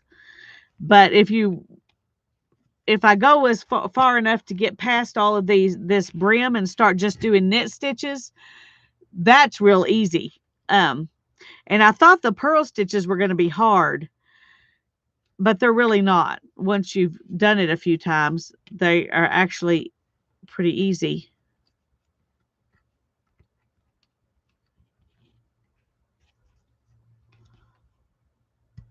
But it does look more complicated than it really is. Once you figure it out and you get everything cast on and you get going with it, it's really not hard at all. The main thing is to remember which stitch you're supposed to be doing where. And that's why I don't I don't have any stitch markers, so I used a piece of thread and I came in front of the places where I'm doing the knit stitch and behind the ones where I'm doing the purl stitch. And so that's what I'm using for my markers. My stitch markers, where there's a will, there's a way. We found a way. So I could go ahead and play instead of having to wait till I could get some stitch markers, because that's no fun. Or having to hope I would remember. That's even less fun.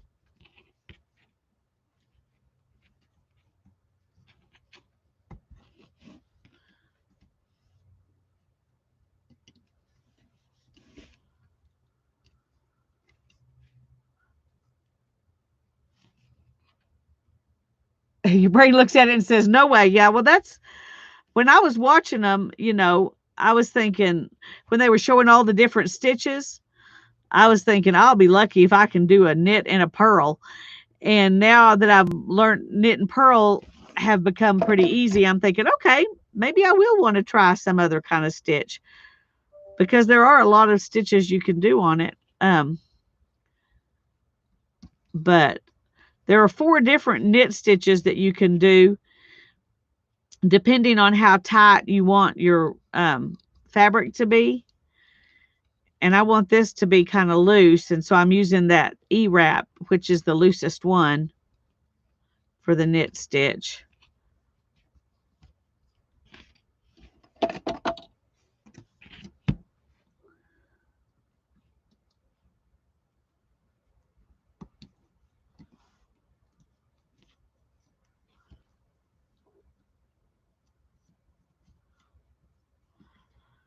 Yeah, I'm just doing 2 stitches, but there are other stitches. I saw, well, I think you can do a lot of the same kinds of stitches that you can do, with knitting needles. You just have to learn what they are. Um, and I haven't yet. There's a book, at least one book on how to use this thing, and I haven't bought it. I thought I'll just learn what I can from YouTube right now. Um, and if I fall in love with it, then maybe I'll buy a book. But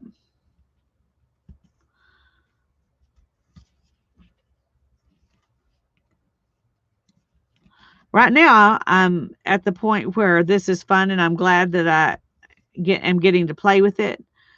But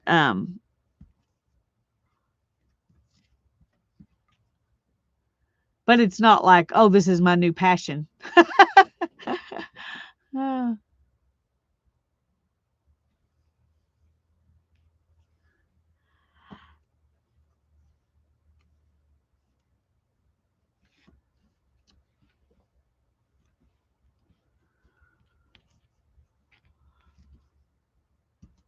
not going to be like spinning where I'm going to want to do it for hours every day like I want to spin.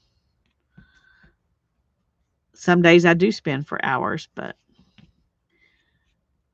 usually that's in the evenings when Darren's home and I spin while we watch TV together. So I don't feel like I'm neglecting things I should be doing if I'm spinning then, which is one reason I wanted that little electric spinner, because I could just sit in my recliner and spin.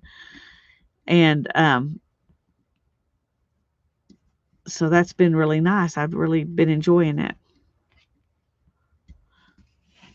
Hannah wasn't feeling good this weekend, so we didn't go ahead and get that loom warped, which I was really wanting to do. I was really hoping to be weaving next week, but we will see.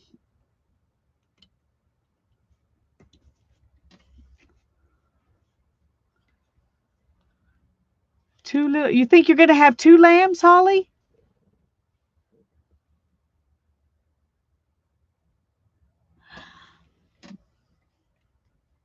It would be cool. Two would be even more fun than one.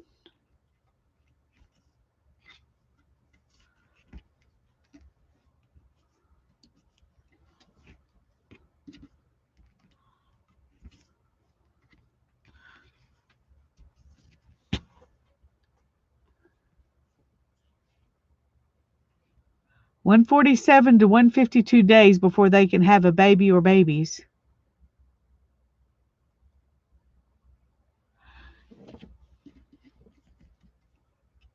Are you saying they have to just be that many days old before they can get pregnant, or are you saying that's how long the gestation period is?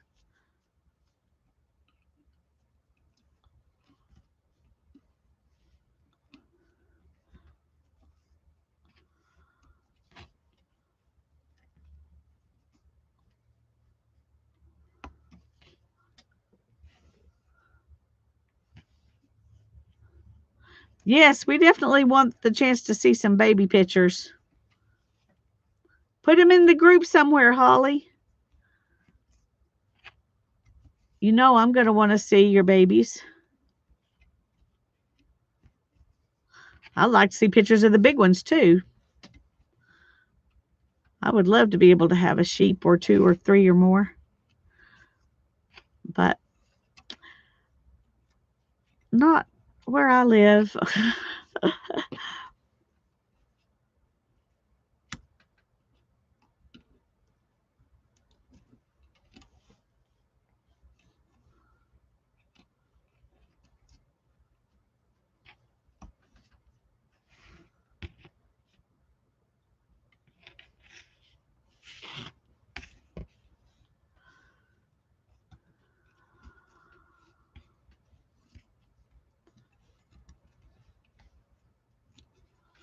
Okay, we're coming around. We're almost finished row 3.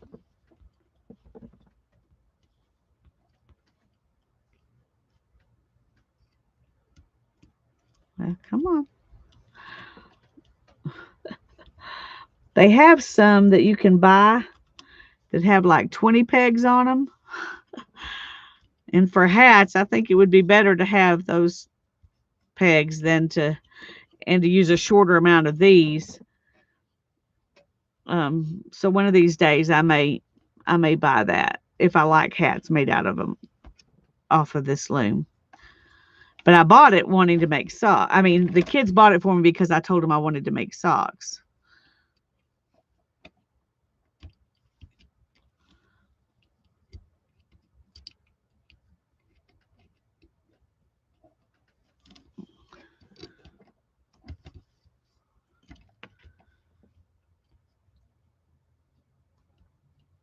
Okay, come on. This one's the hardest one right here.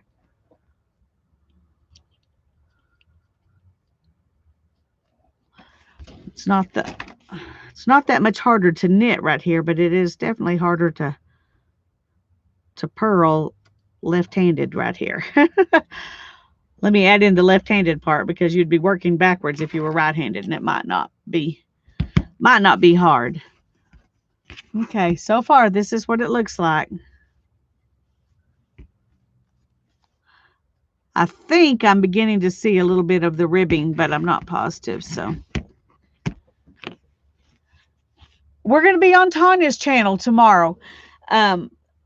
we're going to, whenever she can, she's got to do a lot of stuff with her mom, but whenever she's available, we will be on her channel on Tuesdays and on my channel on Thursdays.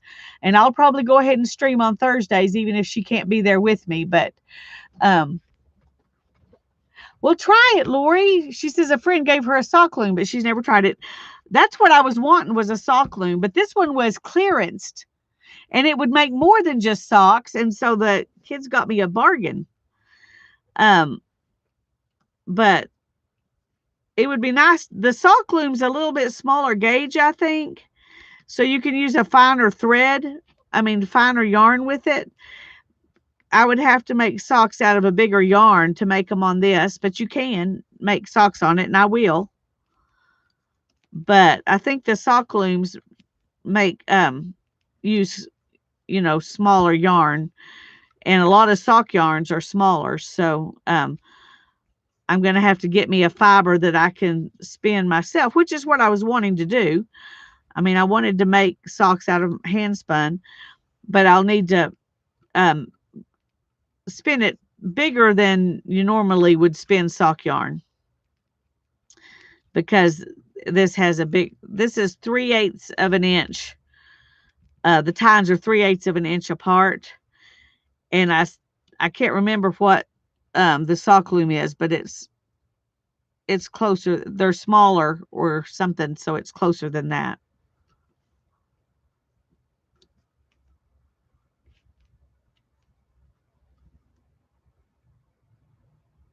Yeah, you even have sock yarn. Yeah, get it out and play. Don't be afraid of it. If I can do it, you can do it.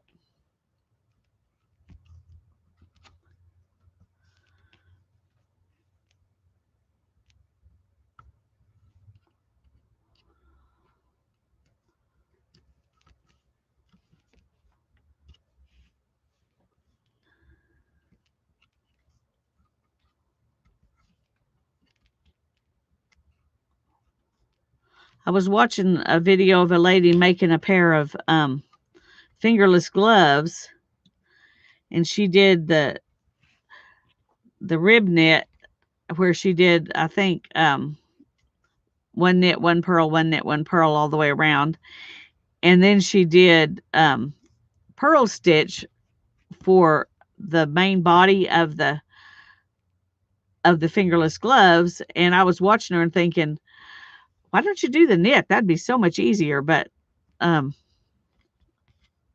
think I was wrong about that. Purl's not that hard after all.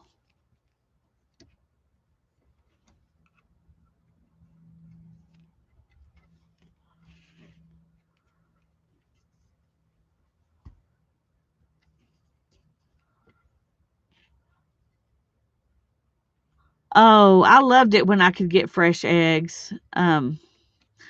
We had a couple of different friends with chickens, but they both lost their chickens. One of them lost chickens to some dogs, and the other one, I'm not sure what happened for her. She just didn't have any more eggs, so we buy our eggs now at Natural Grocers.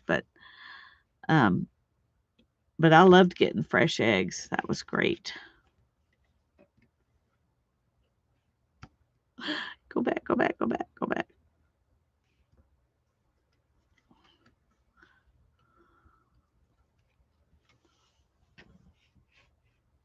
Barbecues and fireworks. Yeah, well, it's still pretty light here. I was going to say, I'm surprised we haven't heard any fireworks yet.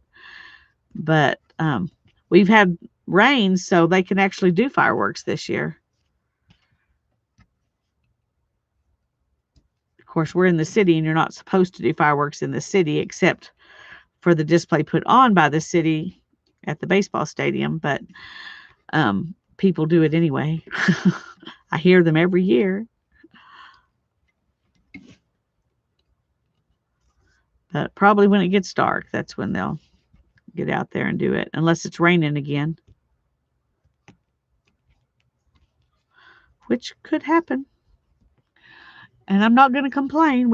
We're happy to get rain whenever we get it, because we go months at a time without getting any, so I'm not going to complain when we get it.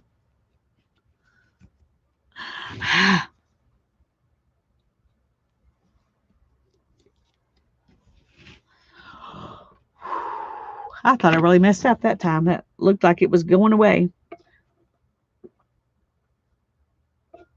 But I caught it. So I'm okay.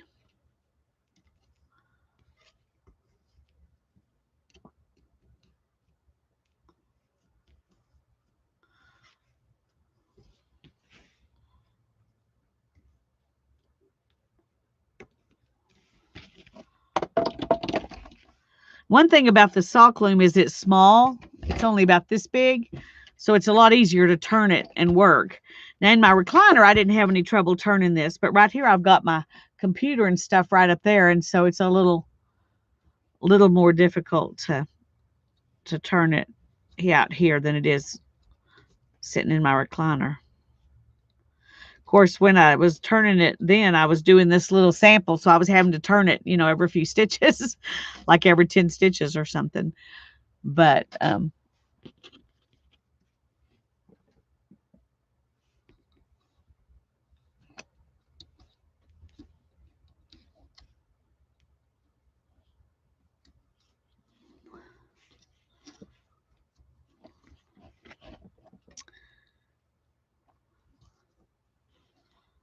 don't be afraid to make that loop big because it makes it a lot easier to not lose it. That's why I lose the knit stitch a lot more often than I'll lose the purl one, because you're just looping this tiny little loop, and if you let go of it somehow, then you have trouble.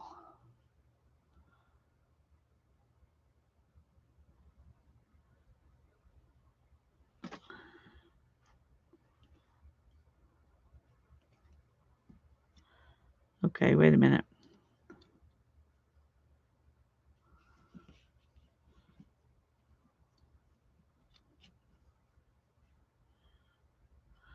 All right, I did something wrong there.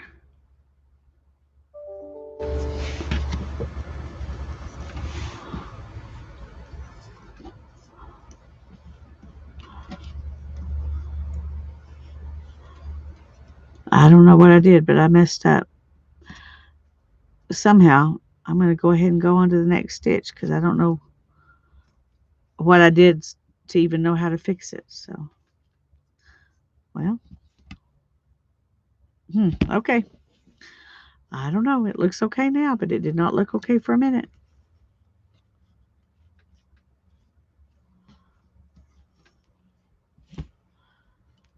I think I forgot to pull the thread to this side when I did the purl stitch.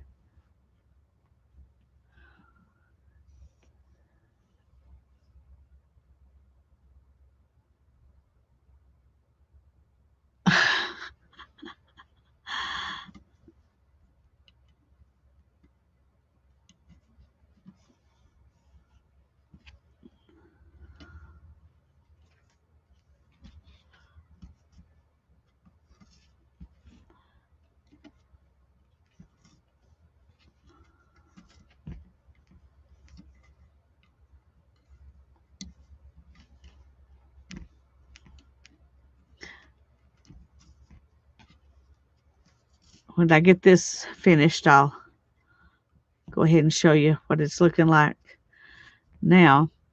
I think by the time we get all of the rib stitch done, you'll be able to see sort a little bit of it.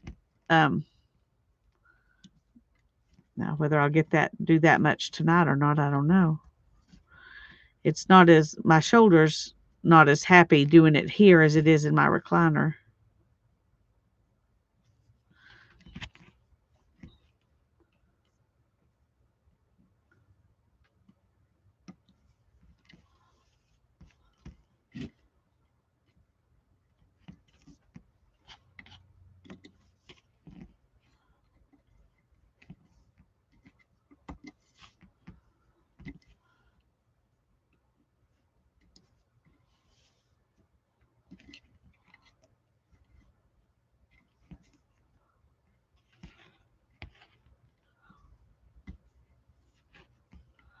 Holly's eating cookies.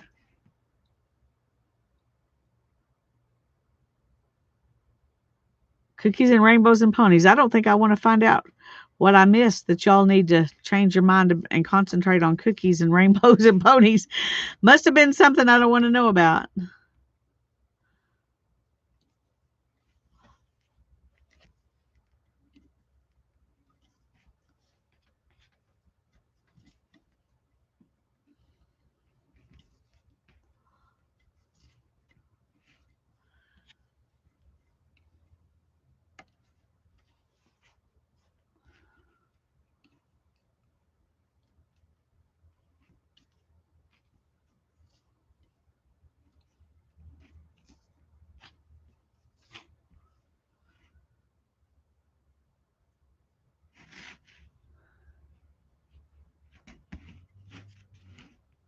Hi, Mary. I guess I missed you when you came in. I'm sorry. I'm glad you're here. I'm glad you're here. I'm learning how to do this as y'all watch, making mistakes and everything.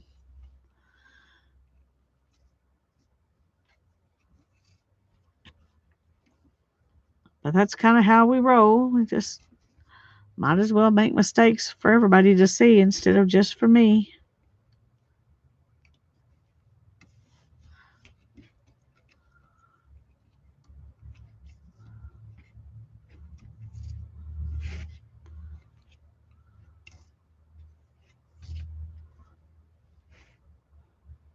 Just you talking about life experiences. Oh, okay.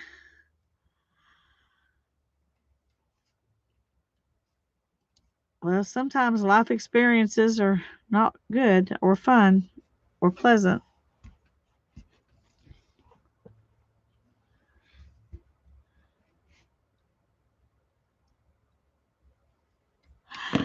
This it just grows into whatever you want. So when you get, some of it out here, it just kind of stays down there until you get how far you want it to be. Like this one, when I finished it, um, see, there was only a little bit of it sticking out when I finished it because it's so short. But when you're making a hat, you're going to end up with quite a bit sticking out eventually, or gloves or whatever. I was just playing with a little ball of hand spun scrap, yarn that I didn't have a specific purpose for, and it was sitting there. So I just wanted to practice some stitches and see that I could really do this thing before I tried to do a hat. Did I do that one right? I'm not sure.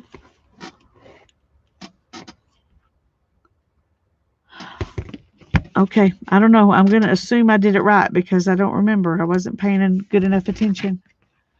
Bye, Vanessa. Thanks for coming. Hey, Tanya. I'm glad you're here. I'm playing with my new Mother's Day toy. And I'm making mistakes and keeping on going. Working on a hat. It's very slow. A real knitter would say it's not worth it, I think. But I'm not a real knitter, so I'm enjoying it. I imagine if you were knitting, you could do this hat way faster. But anyway, I'm having fun.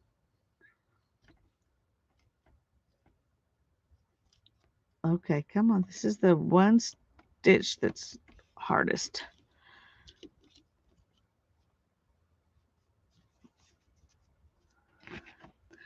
I'm working on the brim of a hat. So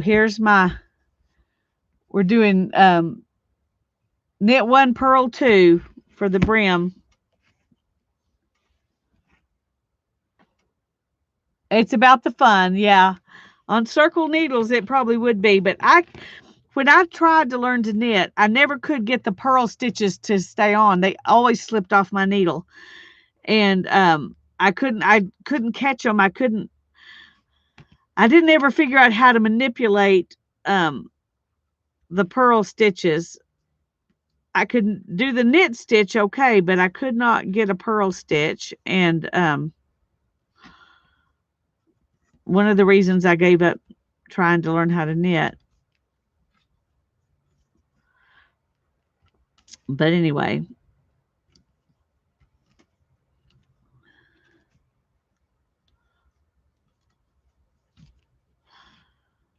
one nice thing about this is, I mean, I have dropped a couple of stitches and had to retrieve them, um, but I was always worried when I was trying to knit that, it was going to just all pile off the needles, and that was a scary thought. Um, I honestly don't remember. Lori, I have some wooden needles, but I'm not sure what I actually used.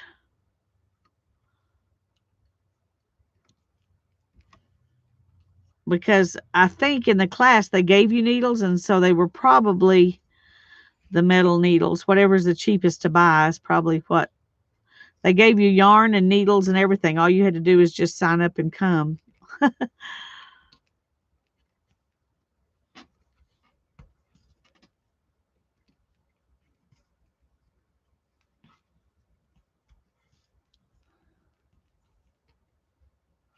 Knit and lurk. Okay, Tanya, you do that. And I'm sure you'll get stuff done way faster than I'm getting stuff done. But that's okay.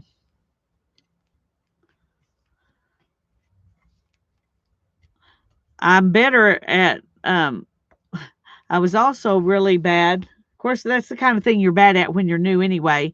But my tension was bad and my stitches were not the same. They would get tighter and tighter and tighter.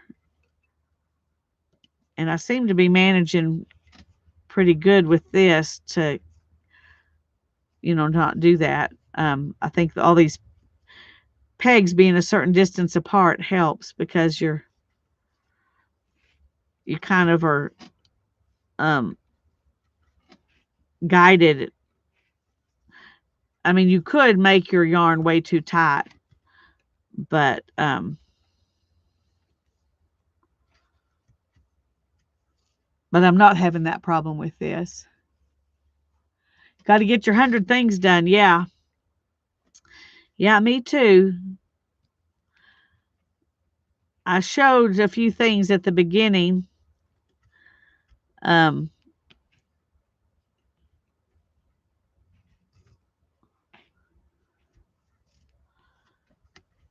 haven't decided yet if I'm going to call my iCads.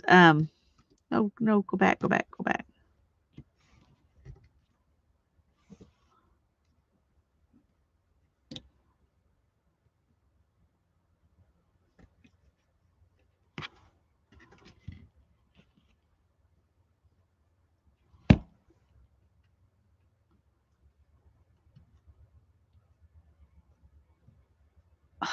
Okay. I'm not sure which is the real stitch here that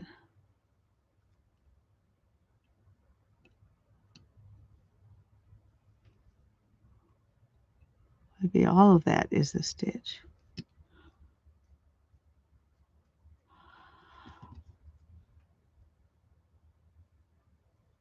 Oh dear.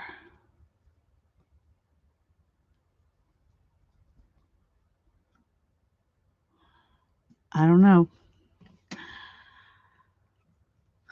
Okay.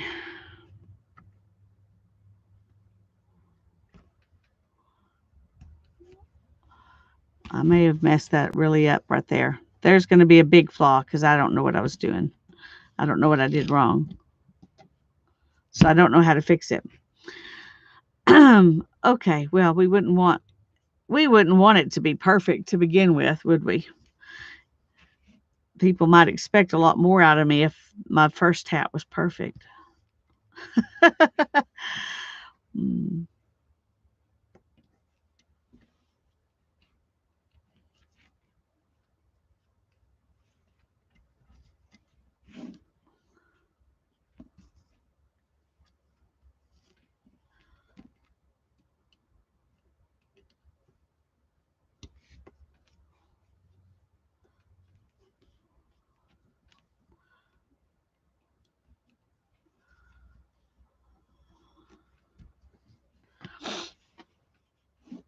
that's what practice is for. That's right.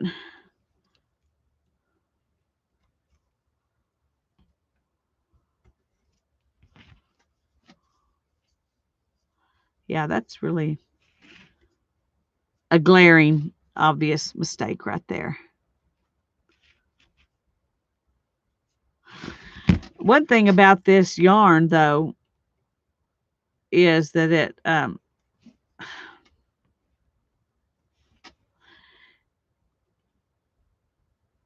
it's kind of mottled, so you're not going to have real good stitch definition anyway. So hopefully that helps. Put an applique on that spot. There you go.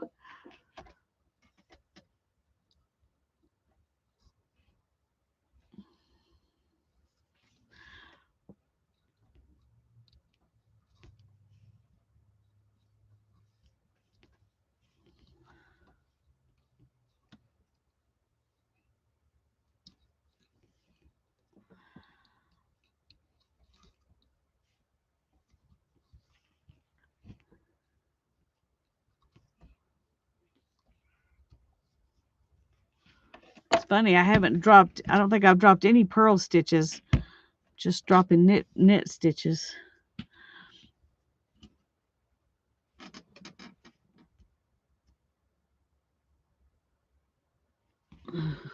Okay, that's weird.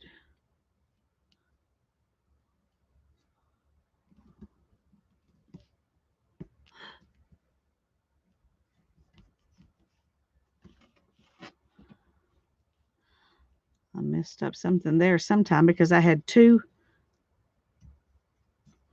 things on my post, and there shouldn't be two things on my post, and so there's another place I made a mistake that I don't know what I did. I don't know what I did.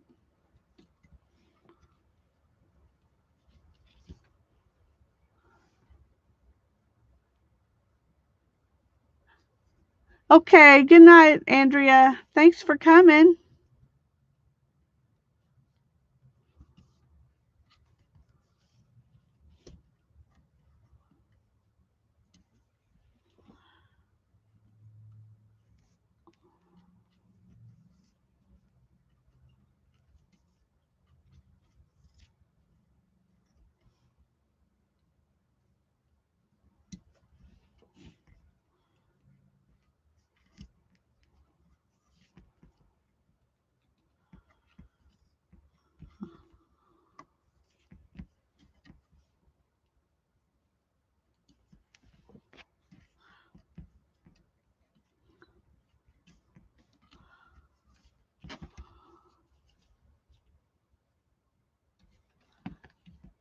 It's growing a little bit, and I forgot to mark my other row.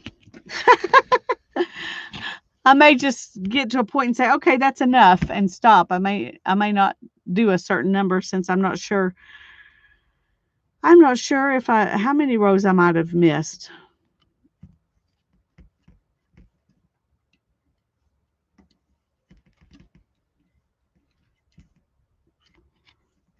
When I get used to doing it, it'll probably be easier to remember to count them, but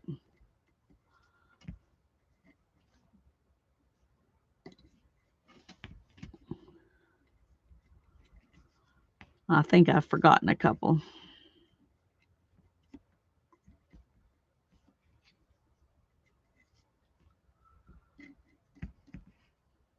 Good night, Lori.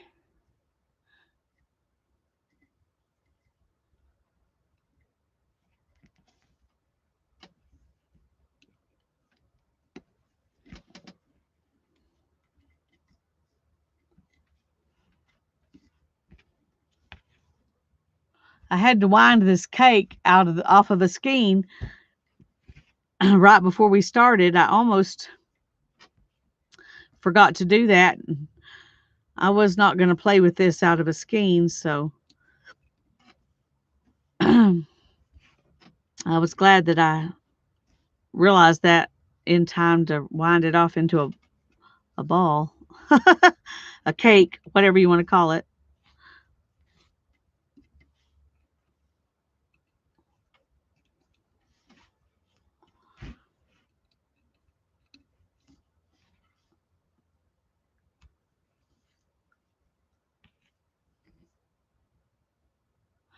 Cheryl's going after a blanket. Oh, you were saying goodnight to the others. Okay, I'm sorry, Lori. See, that's what happens when you miss part of the chat and like you only read half of it. And I can't do this and read chat at the same time, so I'm having to look up every once in a while. So I'm sure I'm missing good stuff, but that's normal too.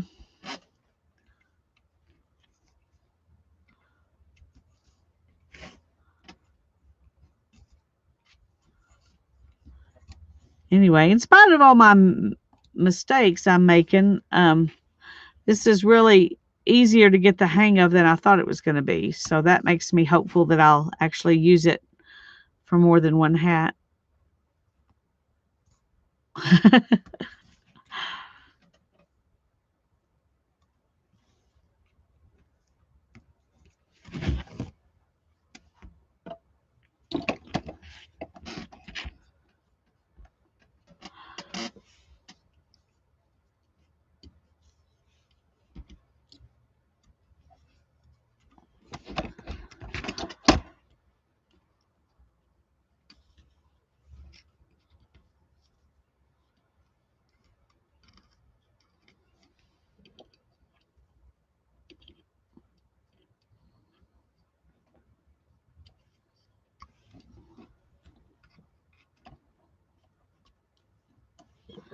Okay, come on.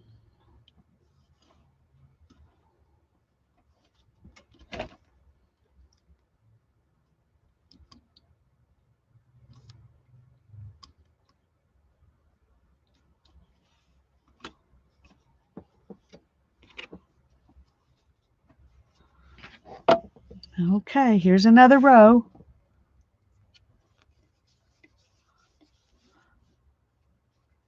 There's some more vegetable matter.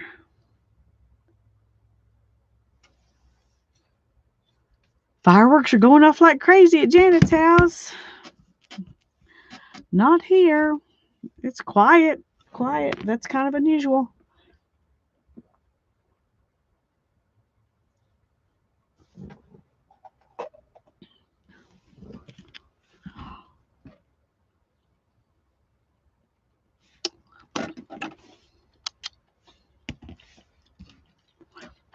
Okay.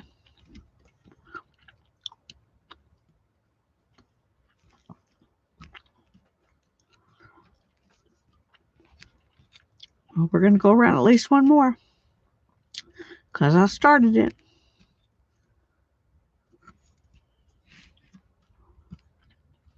I don't want to get confused.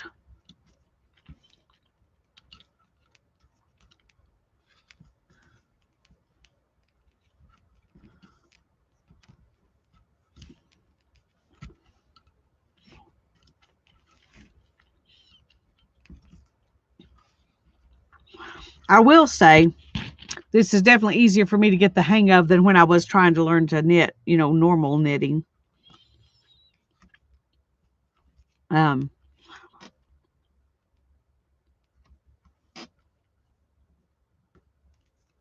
But so if you've had trouble learning to knit, but you'd really like to knit a few things, this kind of thing might be a good answer.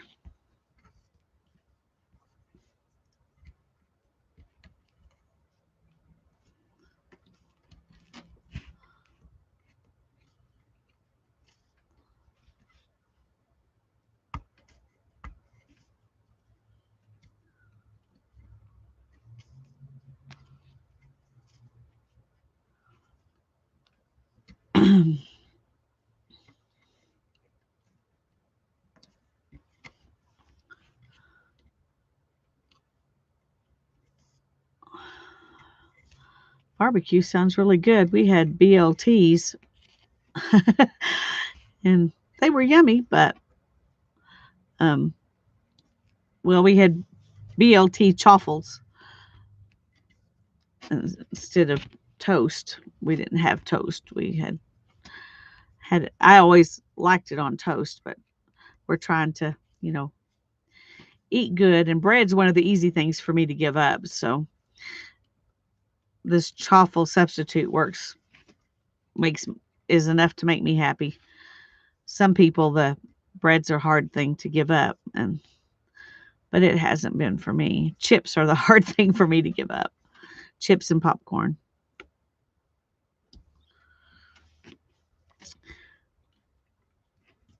But I'm trying to be good until we go on our anniversary trip in August. And then we're gonna be in Taos, so I'm gonna eat whatever I want on that trip. Not so much to go make myself sick, but you know what I mean. If I want Mexican food, I'm gonna eat it while we're on that trip. So,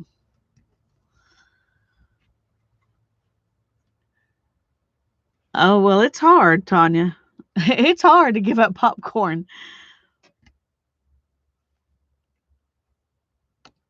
Every once in a while, I have. I mean, I haven't since we started being good in May, but um, before that, every once in a while, I would have a little bit. Um, and a few times I was bad and I had a whole bowl full because I'm saying that's the way you're supposed to do it is eat a bowl full. Who wants a cup of popcorn? Um, but anyway,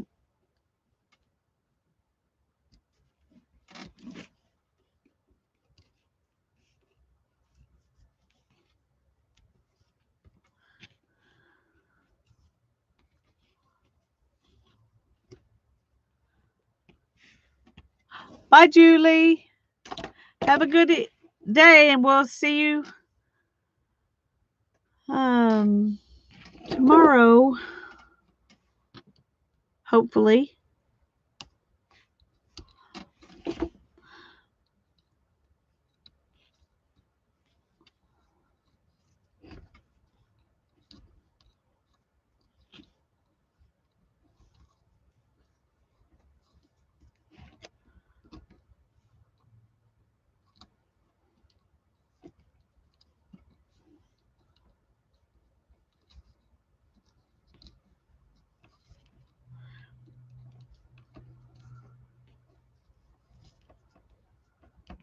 Have to go to work tomorrow. Okay. Well, have a good day at work tomorrow.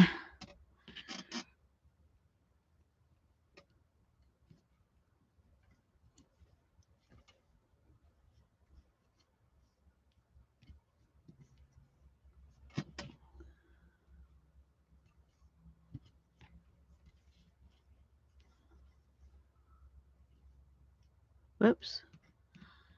Don't want to do that. I grabbed my stitch marker cord. my my pretend stitch marker. It's working okay. I should not be making fun of it because it's working okay. Hannah thought she had some that she'd gotten in something, but we couldn't find them.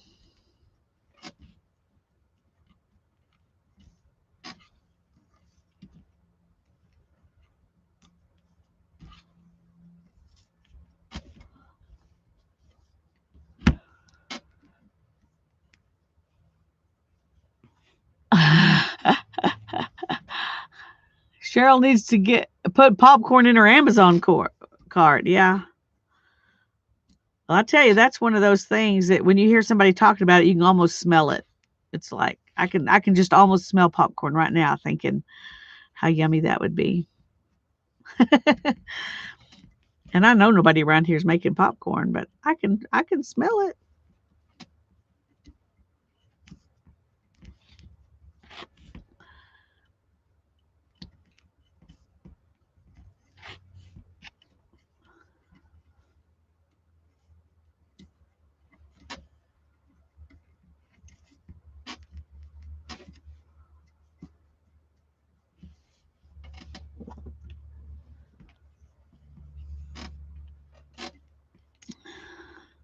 I appreciate y'all being willing to sit here and chat with me while I do this. I know it's not like really exciting to watch, but it's nice to have y'all around to chat with while I'm doing it.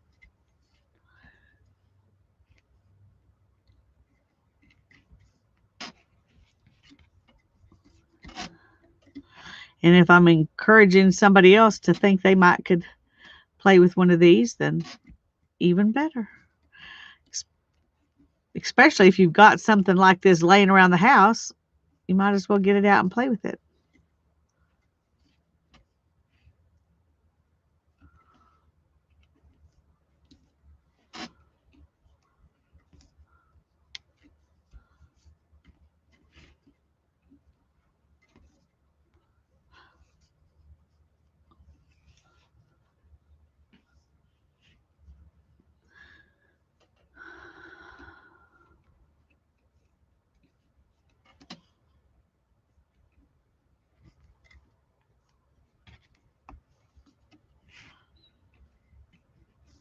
I hope this actually turns into a hat that's wearable.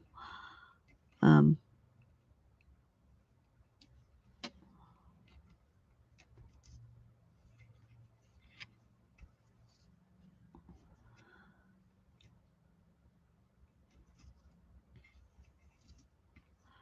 we will see.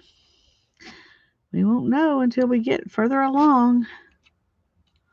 We may not know till we get it off the loom because it's not that easy to tell.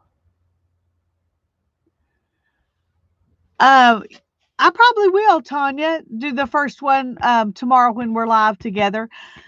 Um, I'm going to work on this a little bit more, and then I'm going to make me a. I'm going to use one of these to make a title page, I guess. iCAD. I'm doing Rolodex this year, y'all, in case you haven't seen that. And so with stamps for my focal point. So after I've done a few more rows of this, then I'm going to play with that to get that ready. So I'll have my introduction one ready. Um,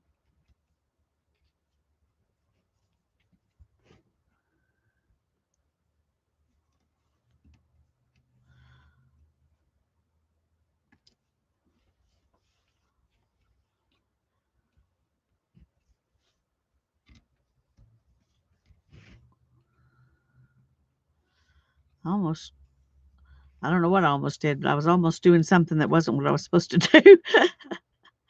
I almost flipped that one off and there was not even anything there to flip it over. That would not have been good.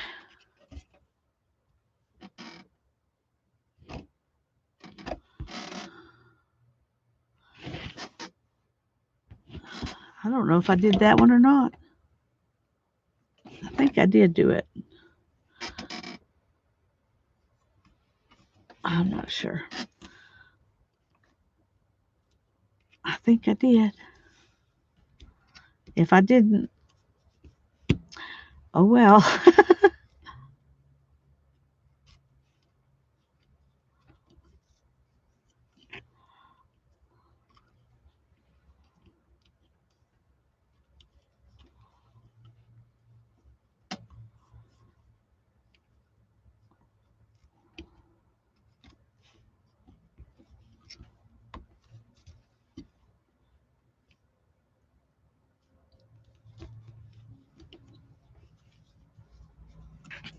Okay. There's another row.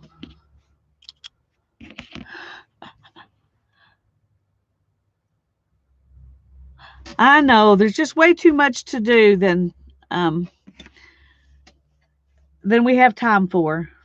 I think that's a pretty universal truth.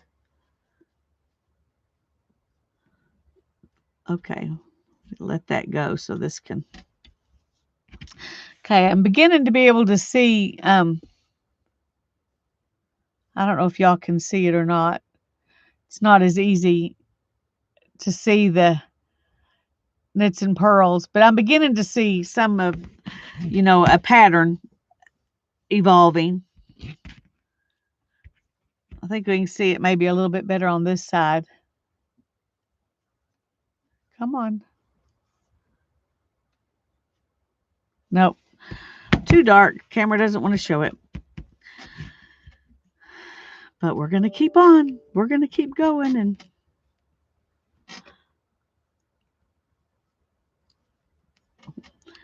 when I decide that that's enough for the brim, that's when I'm going to stop. Or I may show you the knit stitch when I do one whole set after the um,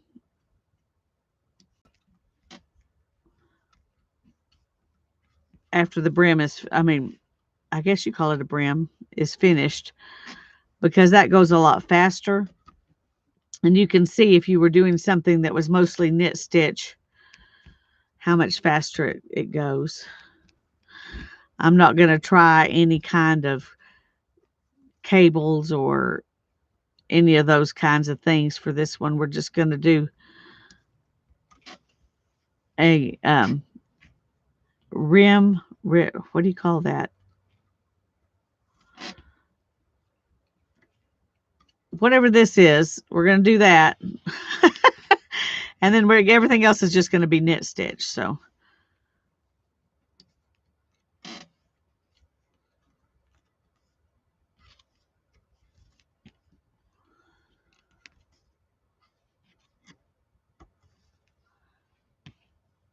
ribbing. Thank you, Tanya. I knew it was an R word, but I could not come up with it. Could not come up with it.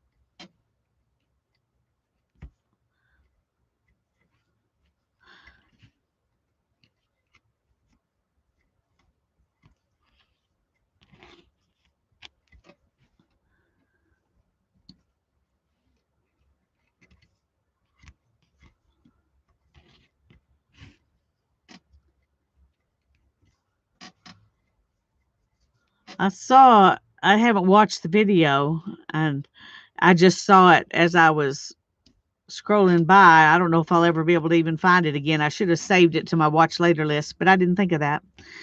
But I saw a lady who said she was making a sweater on one of these looms. And I don't know how you could do that, but anyway, maybe you could. I'm not that big of a sweater person anyway, so I don't know if I would ever knit a sweater.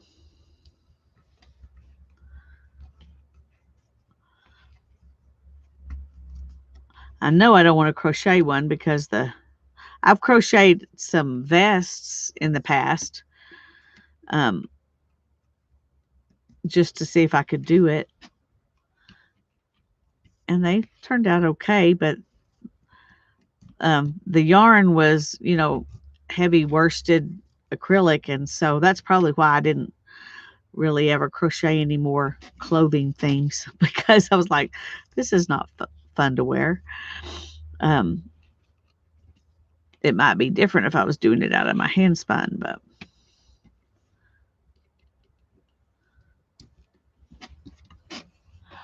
what I can't figure out is, how do people come up with these things? Hey, I know, let's put pegs on a board and wrap string on it. Yep. Well,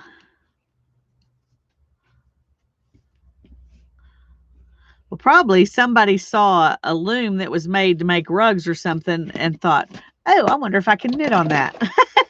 Instead of it, I would be willing to bet it started out using a weaving loom for something else. I could be wrong about that, but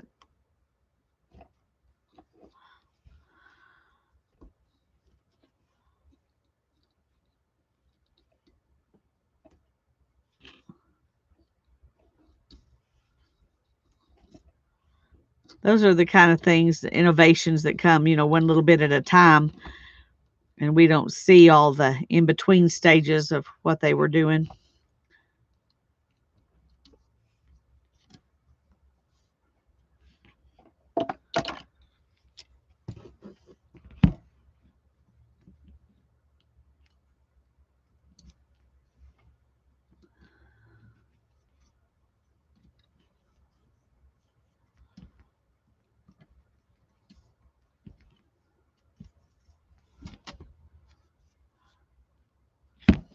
I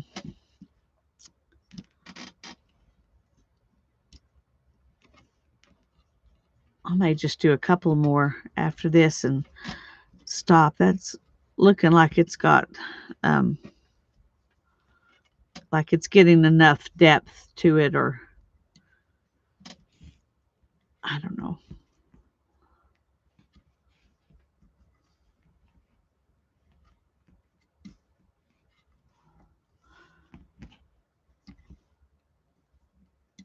I didn't know till I was watching some videos that sometimes people knit a tube and then they just gather up the tube to make the the top of the hat. And I didn't realize that until, I mean, because I know when you crochet, you reduce and that kind of thing. Until I saw a lady who was talking about how she reduced all the fabric that's in that part of the hat. And I was like, oh, okay, well, that's something I need to know, because I definitely would like to have less, cumbersome stuff in there. Cheryl's going to stay with baking.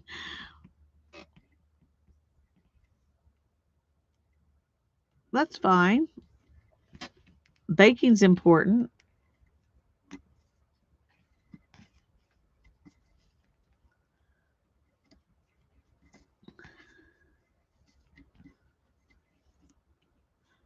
We need to eat as much as we need things to wear, right? Maybe more. Maybe more. I almost did that one. The wrong thing.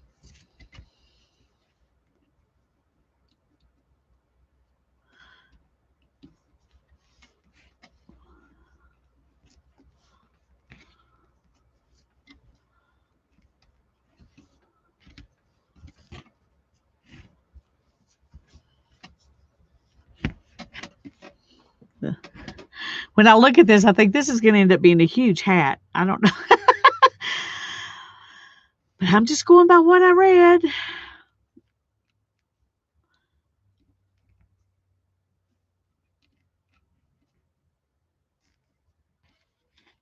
And if 80 makes a normal woman's size, then I definitely need a 90 for Darren. So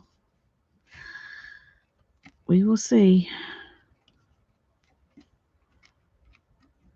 Of course, anytime you do anything on a loom, it's stretched out and it shrinks when you take it off the loom. That's just the nature of how things work.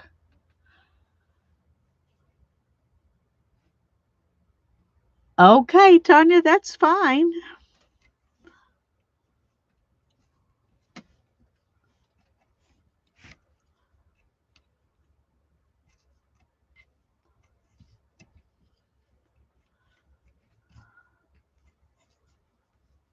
Oh, there's a notification always gets in the way of my chat.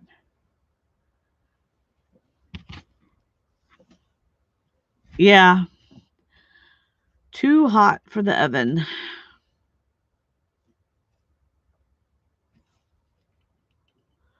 Yeah, I don't bake much anymore either. There are a lot of recipes for baked things when you eat keto, but um, I don't mess with it most of the time.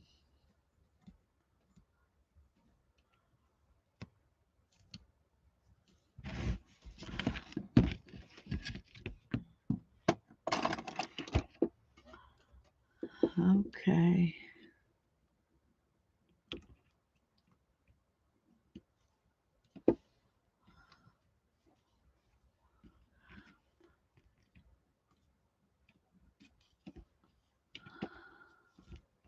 No, no, no.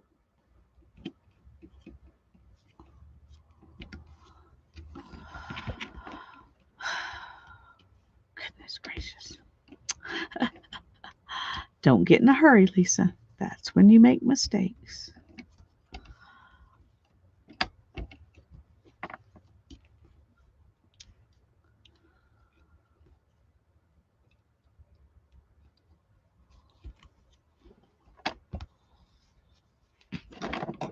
Okay, there's another row.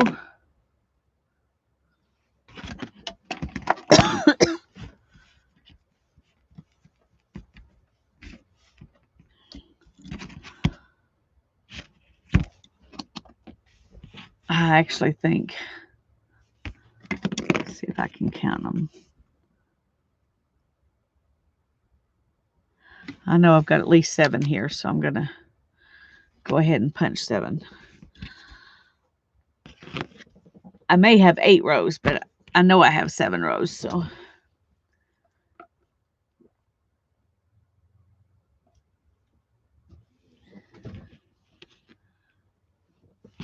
Wow.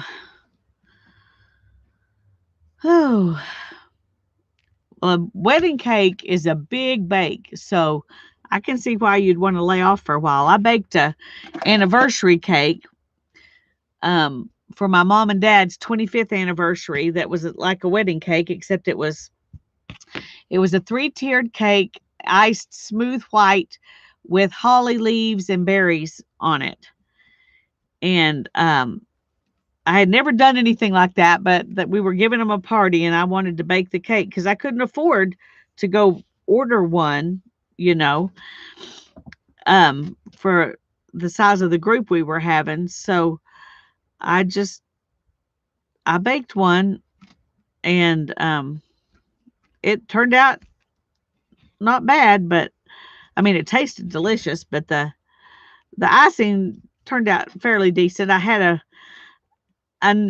my roommates had a friend, oh no, that's okay, who baked cakes, and she helped me do it. She kind of gave me a lesson, I guess you would say. No, I don't know. I think I just did that one wrong, but I'm not positive. I can't tell. Anyway, she helped me bake that cake, and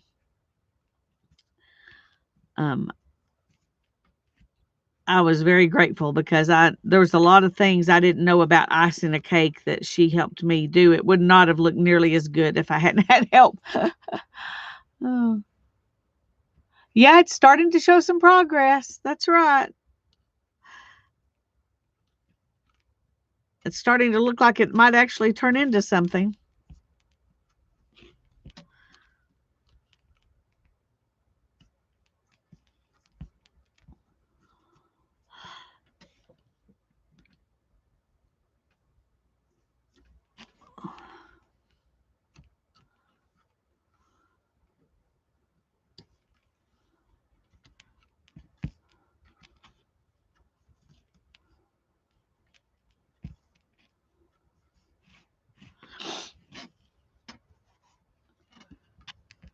Oh.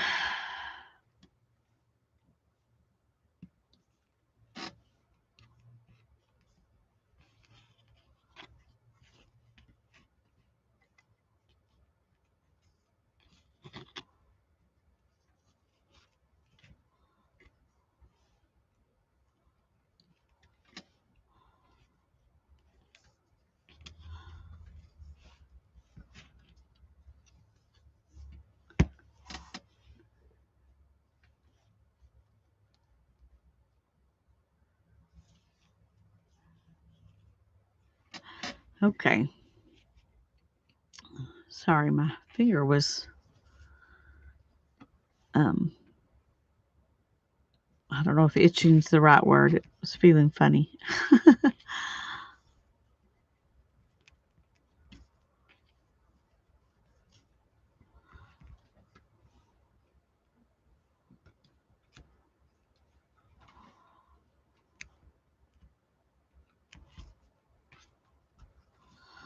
It's funny because I'm beginning to develop muscle memory, which surprised me.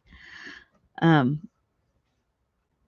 just went on to the next peg and did a purl, and then I thought, oh, was that even the right peg? Because I just wasn't even paying attention.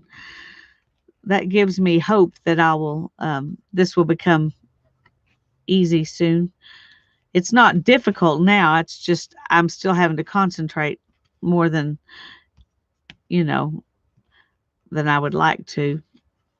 Um, I was watching a girl that her channel is Fiber Love Diary, and I was really enjoying her channel, but she had a Q&A, and she was just sitting there spinning and talking, and you were looking at her face, and she was looking straight at the camera. She wasn't paying any attention at all to what she was doing with her hands. And she had another camera on her spinning wheel, and you could see what she was spinning while she was talking, but it's like she practically never looked down um, at what she was spinning, and I'm definitely not in that place yet. But she's been spinning longer than I have and done a lot more of it more consistently than I have, but still, I was pretty in awe over her ability to do that.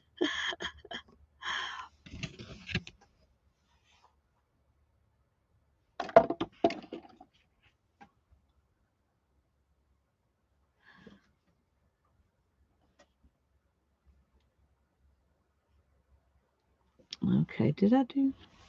I think I did. I always get there and think I didn't, but I think I did.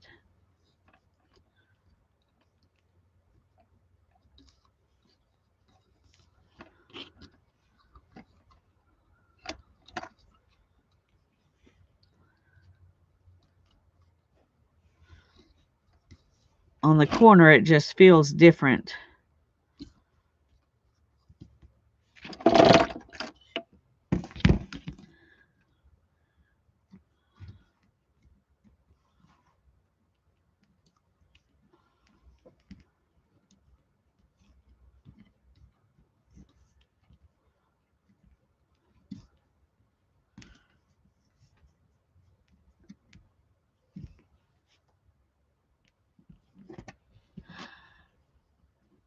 Yeah, I can't do that. I can't do anything that well that I don't even have to look.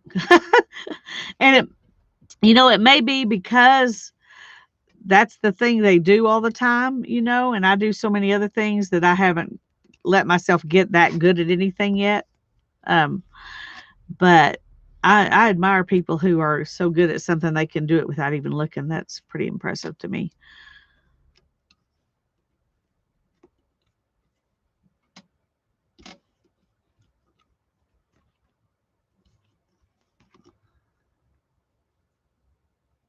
Hubby fell asleep on the couch. Yeah. Tell him to go to bed. Get some rest.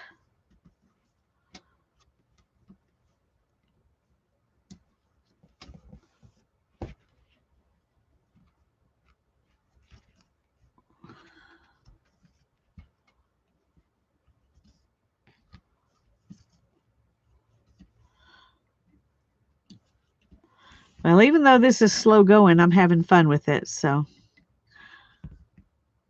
I'm happy. I'm happy that I got it for Mother's Day.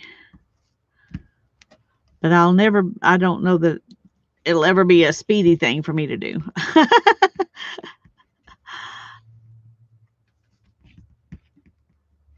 But if this hat turns out okay, then I may try some of my hand spun yarn and do something.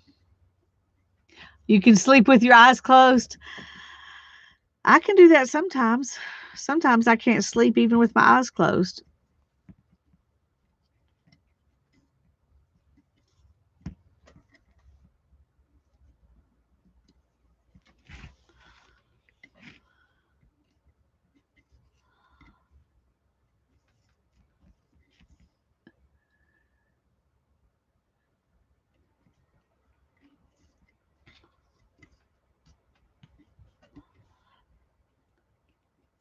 I have to say, my little um, makeshift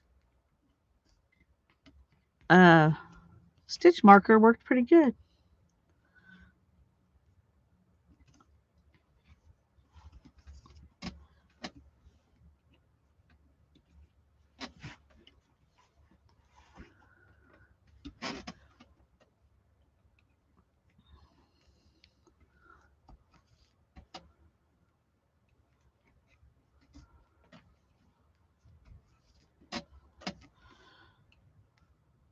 We've almost made it around again. I feel like I'm getting faster at it. I don't know. Does it feel that way to y'all? It feels like I'm getting faster at it.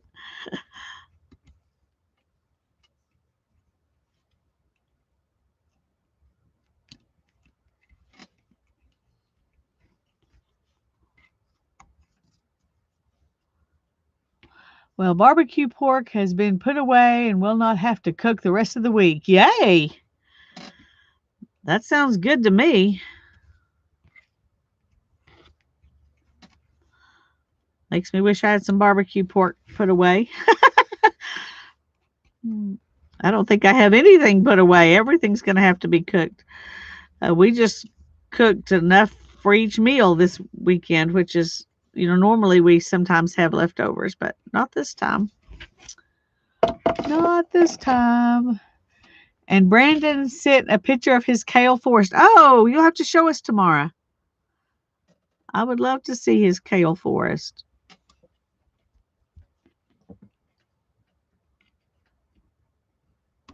Okay, come on.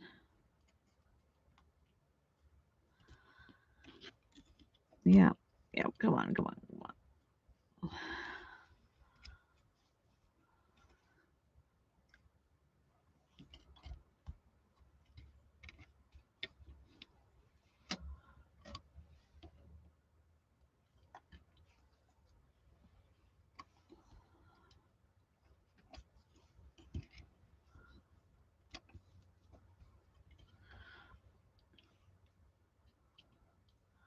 Okay, come on.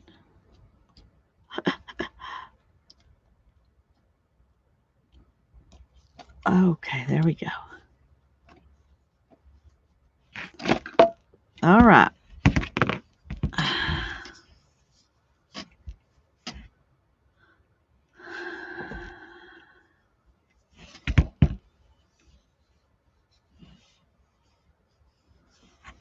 You can, I don't know, can you see it a little bit better? This is the front of the ribbing. I think maybe I'd have been better off to do knit, purl, knit, purl, knit, purl all the way around, but I didn't, so this is what we have. You have no idea what a kale forest is? It's a whole bunch of kale planted together.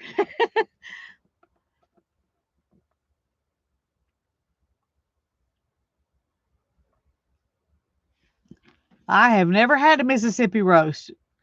Can you give us the recipe?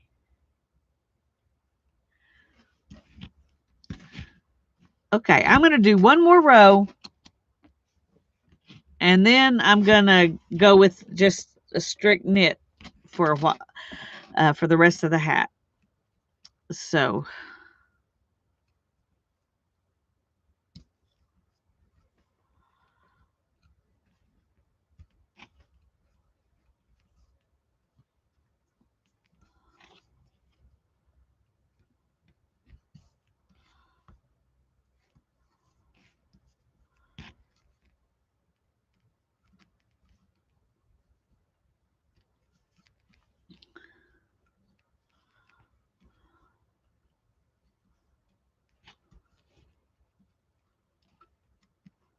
come on.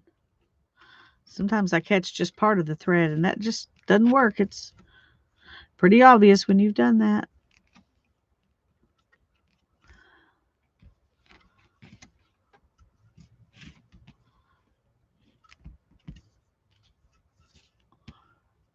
A pork roast in the crock pot with a half a stick butter, 1 ranch packet, au jus packet, and a bottle of pepperoncinis. And I don't know what pepperoncinis is.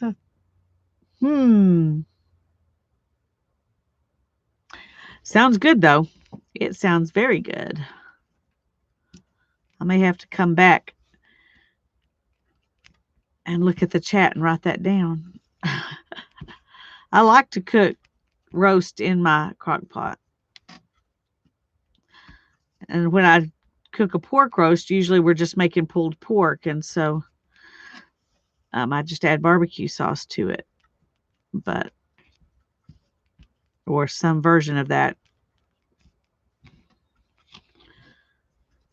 But that does sound delicious.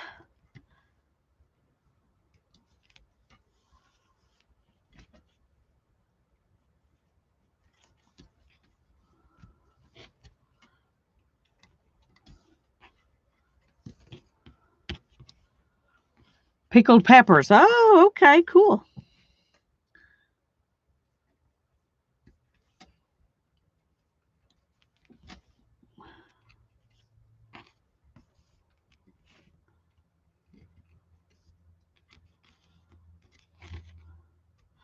I tell you, I'm enjoying this pearl stitch. If I didn't like the look of the knit better than I like the look of the pearl, I might do a whole hat just in pearl stitches instead of knit stitches. But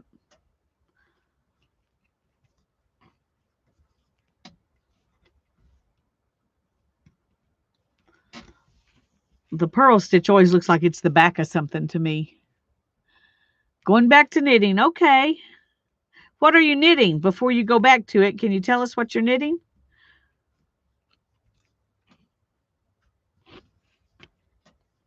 You may have said and I missed it, but if you said, I missed it. So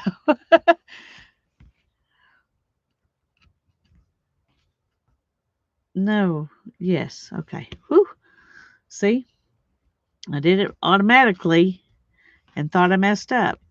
That's kind of a good sign, I think, that I'm doing anything automatically. You could always just turn it wrong side out, so purl away. Oh, that's true. That's true. But it'll be faster if I do this E-wrap knit. Um, so I'm probably going to go ahead and just do it that way. I may try that on another one, though.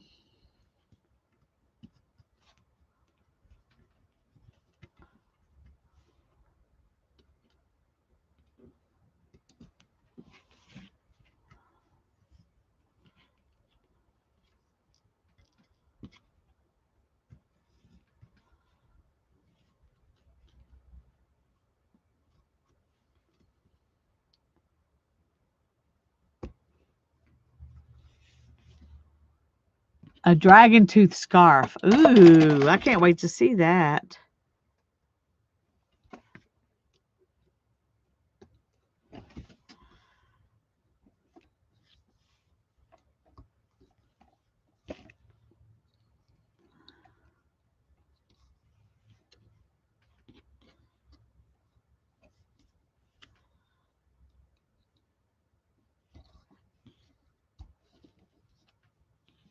No.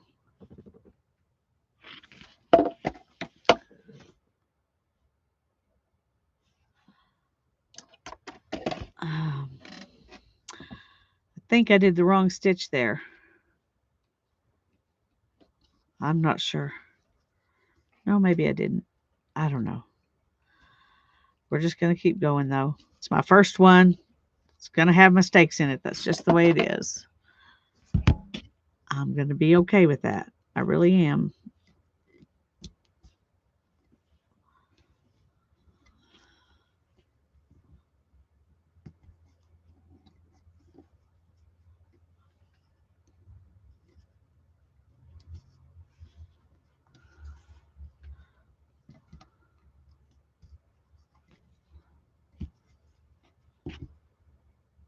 Oh, I know I did that one wrong. And I'm not sure how to get it back. Can I get it back?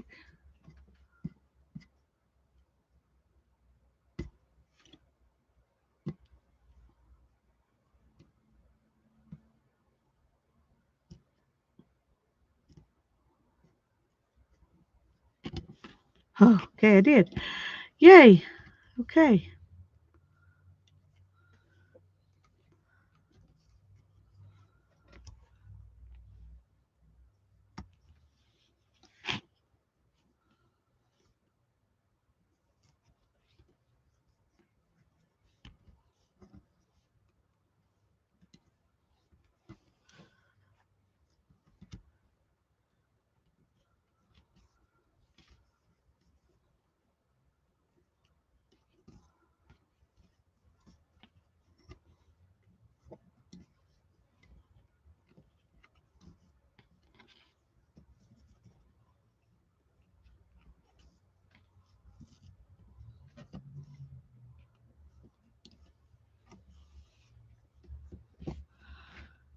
Whew.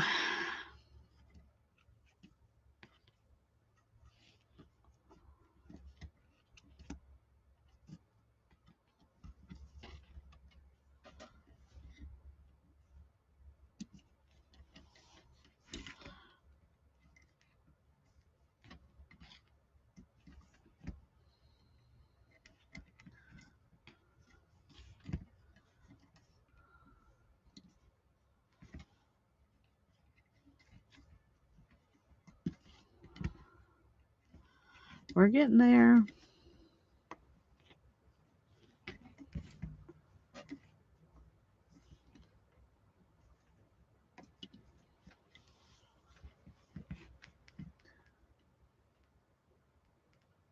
Okay. So when I get finished with this row, I'm going to do a couple of rows that are just the E-wrap knit stitch so you can see the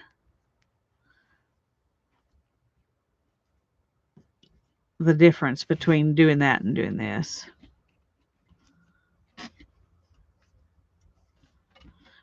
And that it does work faster if all you're doing is that kind of knit stitch.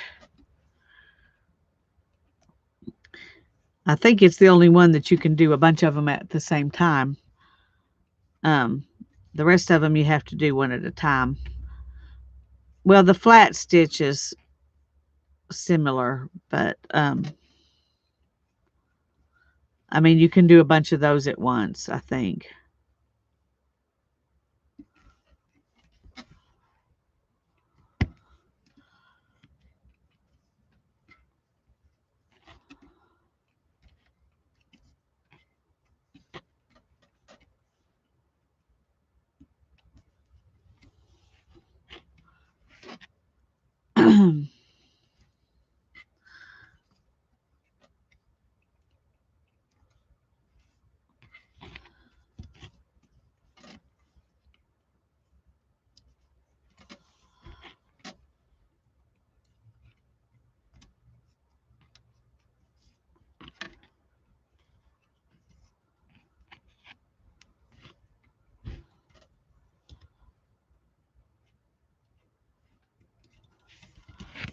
Okay, we're almost at the end. Let's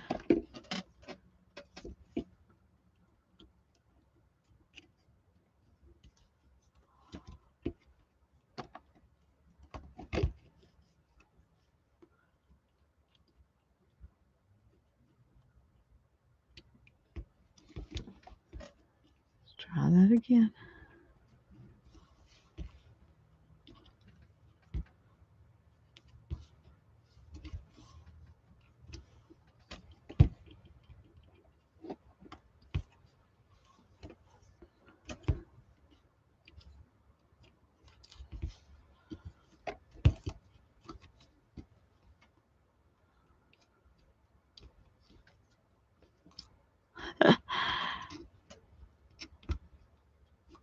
I always have to do this one at least twice, sometimes 3 times before I can actually get it. Okay. I have a butterfly loom and no idea how to use it. A butterfly loom. I've never used a butterfly loom. I would have to look that up to even know what it is. I think you can kind of see the ribbing developing now, finally. Okay. I'm going to move this down.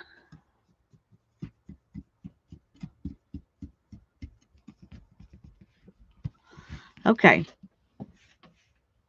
And then what you do is you just wrap all the pegs like you did at the beginning.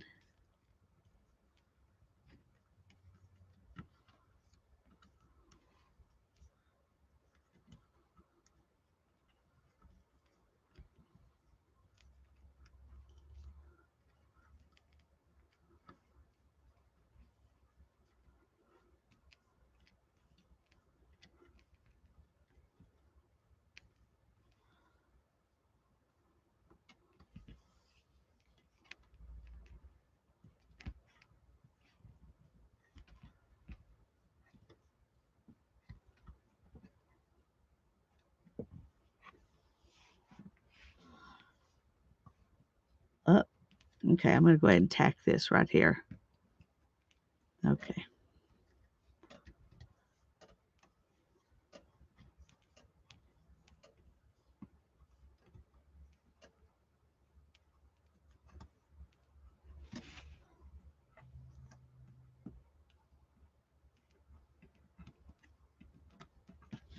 See, that's why you tack it down. Or at least that's why I do, because I tend to do this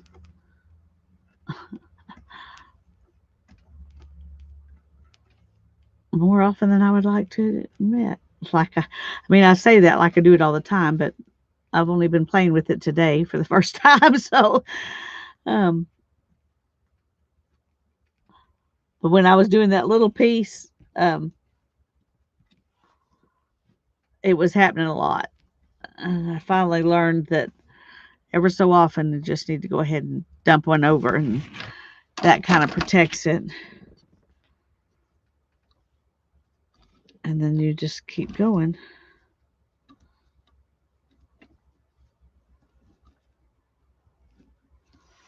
And I'm going to take that one on over.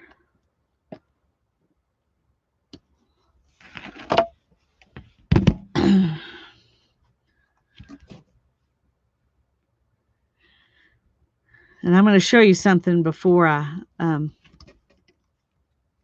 go back and do the second half of this stitch all the way around.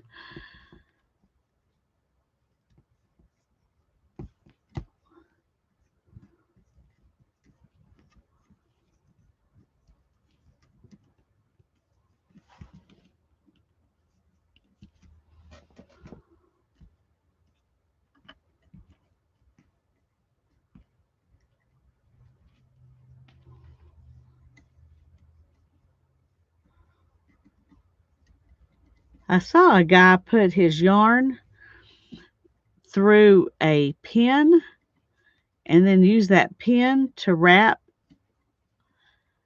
I need to find that again because I can't remember exactly how he did it, but it worked really well.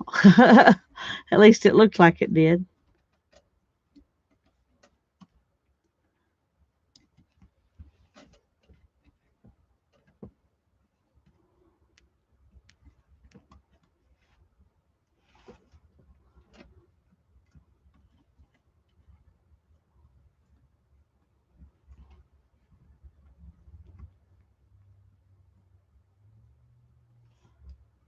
We'll do that one.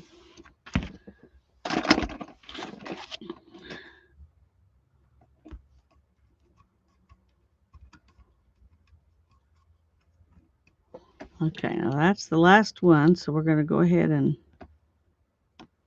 do it. Now then, if you look in there, you can see how all these wraps are separate from the rest of the weaving. I mean, knitting. So what you do next is just come and throw all those over.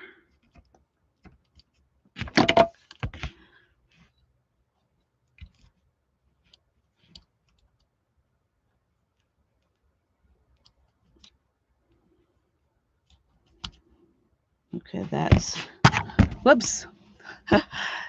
Sorry about that. I just threw my yarn on the floor. Okay. Now then.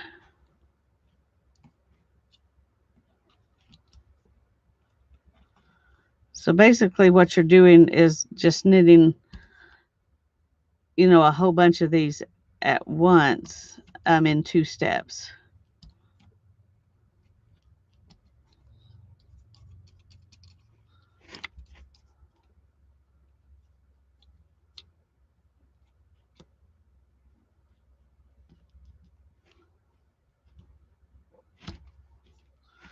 Okay, I'm not sure why that angle is definitely making it more difficult.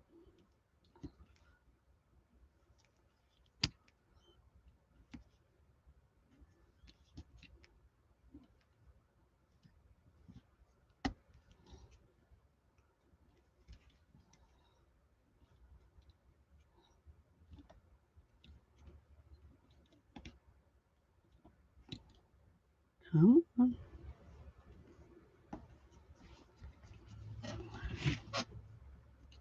And then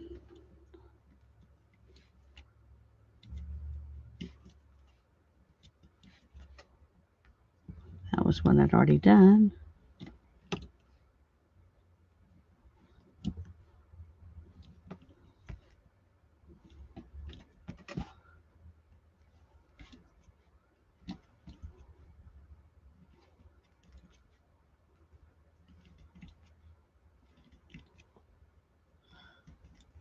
So it's a little faster to just do the knit stitch if you do it this way.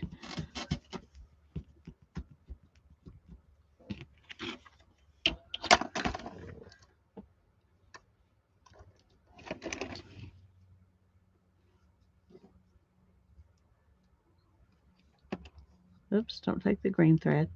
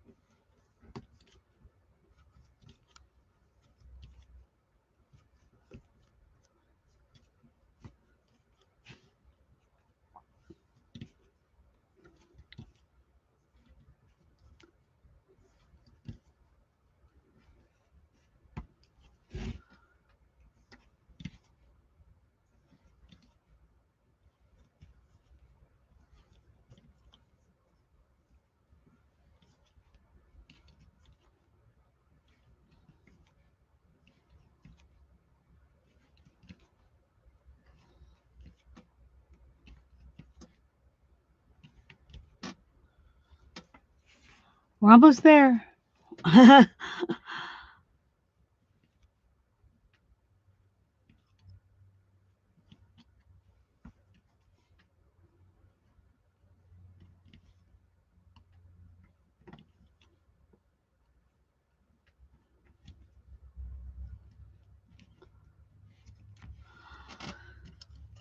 Okay, and then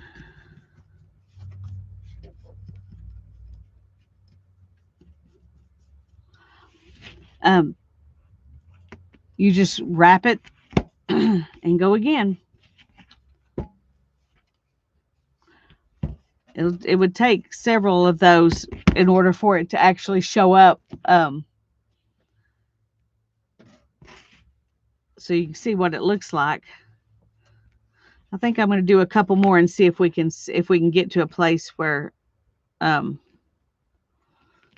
we can actually see the knit stitch.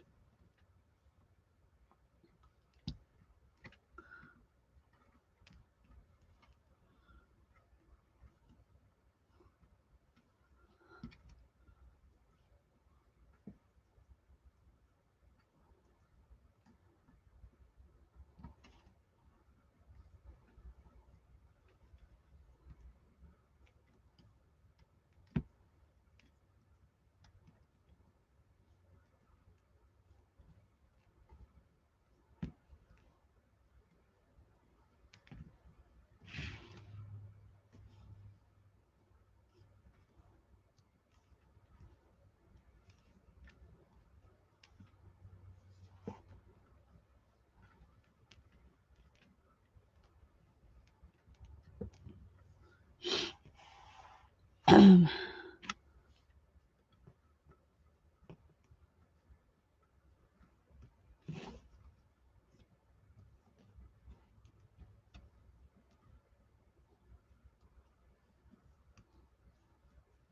you don't have to wrap the whole thing before you start. You could just do 5 stitches and then wrap, and then 5 stitches and then wrap 5 more if you want to.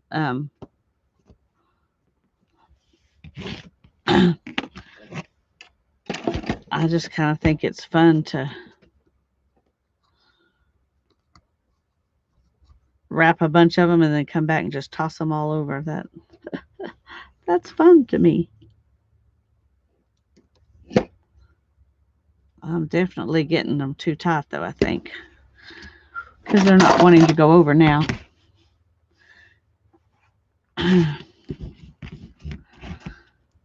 And I don't feel like I'm making them any tighter, but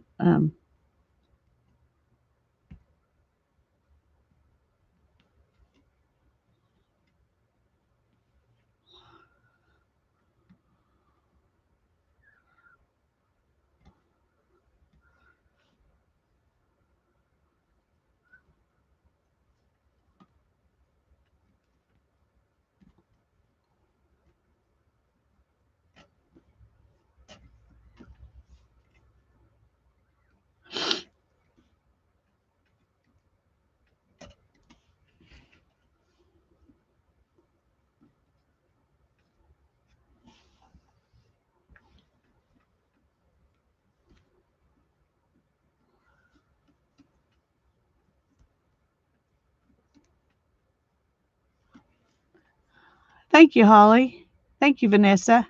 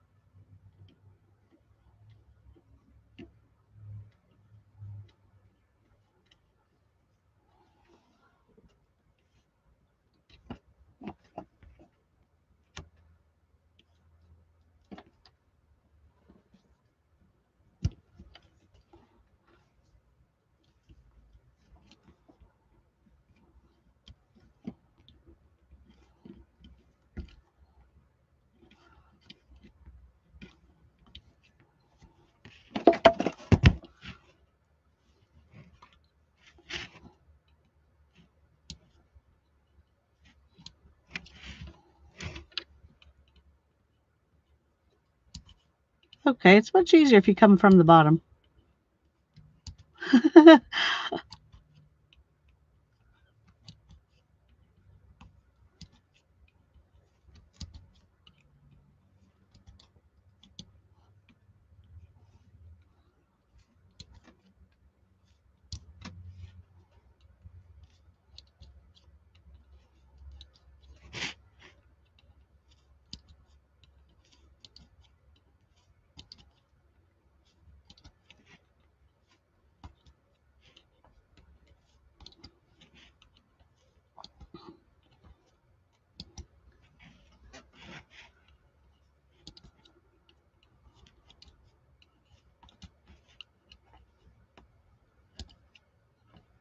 Oops, leave the green one.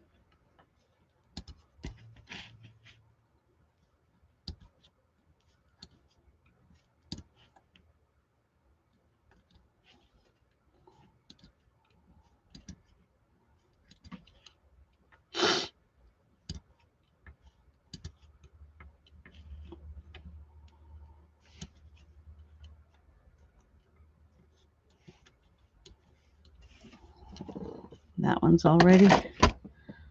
already done because it was a corner.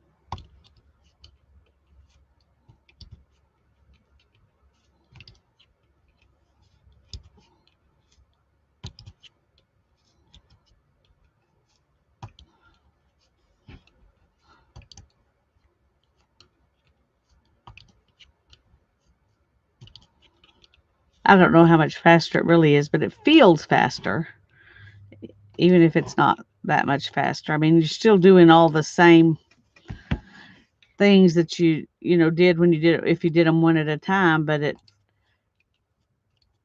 feels more efficient to do it this way. I don't know if it really is or not.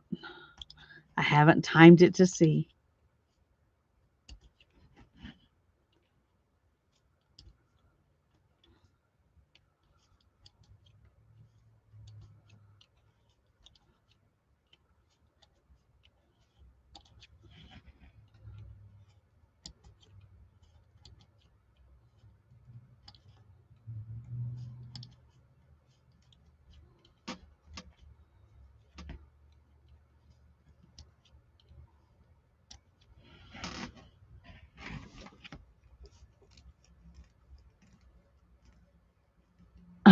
Yeah, I'm still on.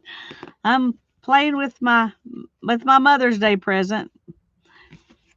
Um, I was trying to get where y'all could see um the actual change in the way the stitches are. If I'm gonna do that, if you're gonna be able to see that, I think I'm gonna have to go a couple more rounds. Um, are y'all up for a couple more rounds, or do you want me to move on to making my iCAD placeholder or whatever you call that introduction iCAD? We're glad you're here, Barbara. Even if you came in after we've been going a while. Okay, nobody's saying anything, so I'm just going to go ahead.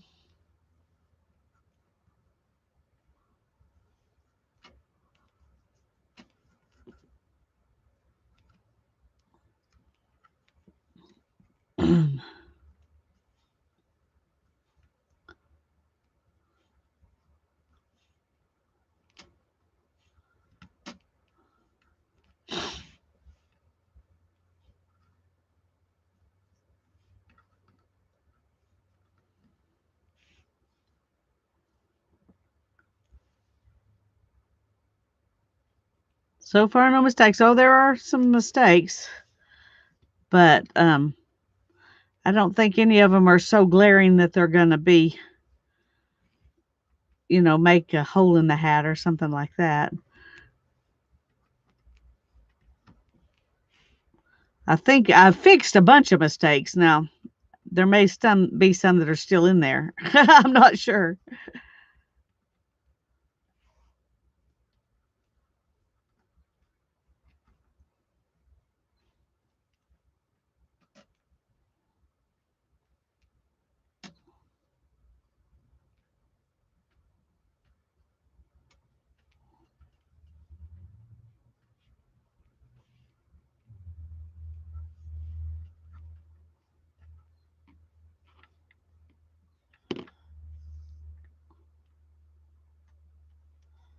Okay. Nope. Go ahead. Go ahead and do this one. That'll lock all those. No, no.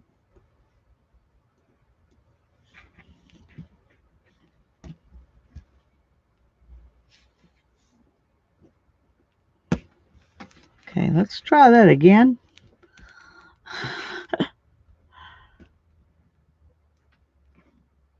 There we go. Okay.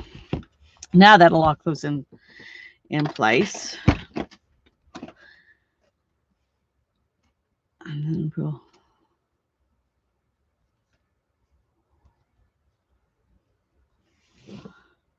bring this one. No.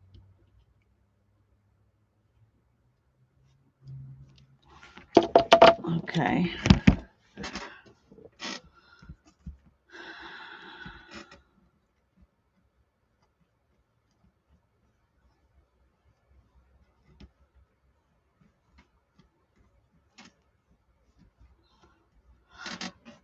Trying to keep the tension the same as you go around them all. Um,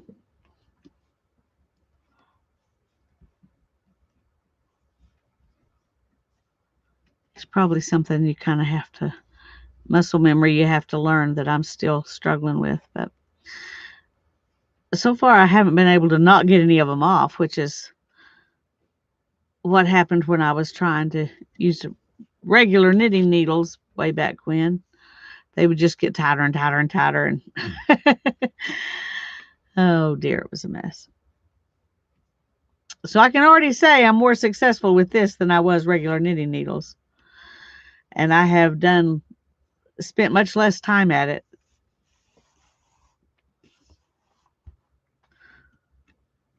So that says something. This is knitting for dummies, I guess. I don't know.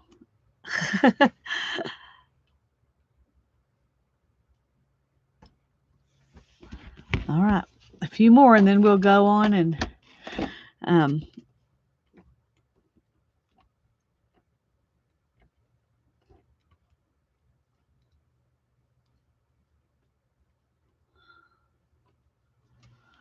let's take this one. Okay, now that everything's locked in place, I can just go through and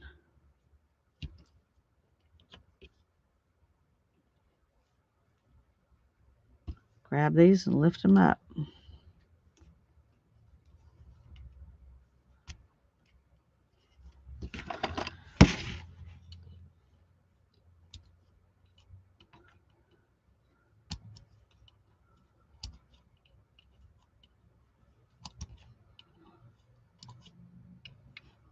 Come on. You got to go all the way over.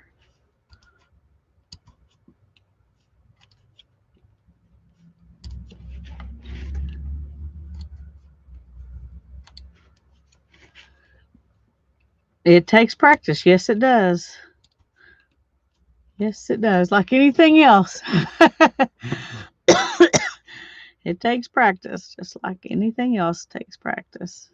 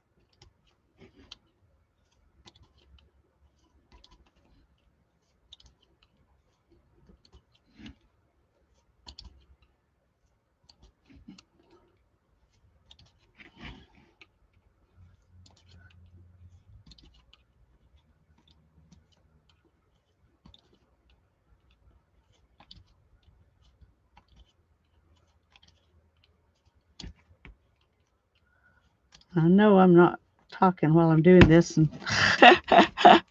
but okay. When I was young, a long time ago, I took an aptitude test, and they told me I would do well in an assembly line because I was so fast at putting all the pegs in the holes. Oh, that's funny, Beth. I always wondered how those machines worked. Okay. Well, you still can't see it from here, but you can kind of see the purl stitches back here, and you can see the ribbing pretty good now. But we'll need to do a couple more if we're going to actually see the knit stitches.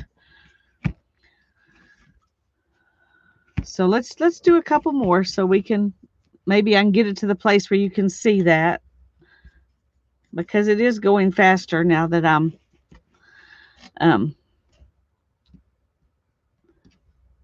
just doing knitting and not knit and purl.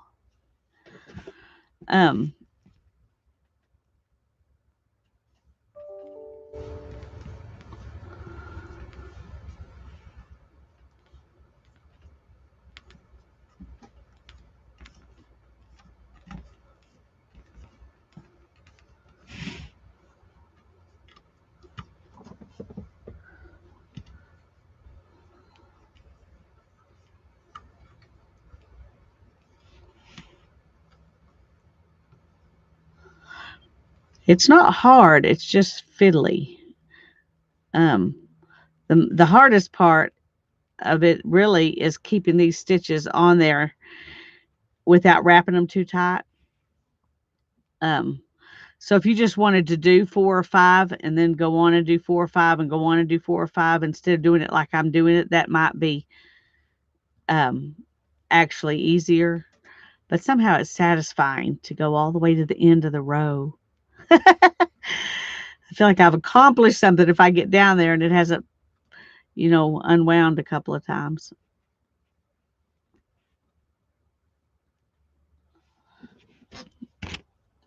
Okay, now we'll just put that one over it, and that'll hold all those in place.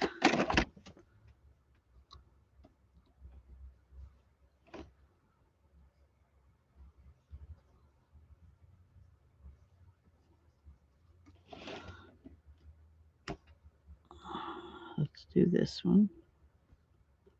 It helps if you have it facing you instead of away like that, but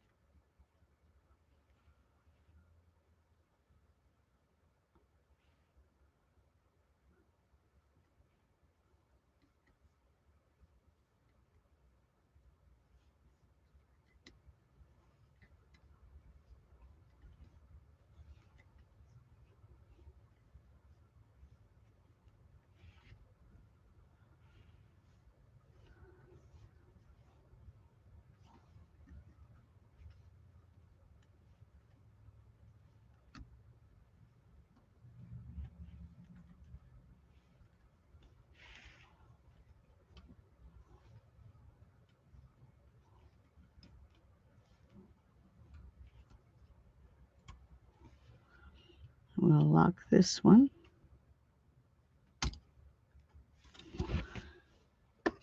And then we'll do these last few.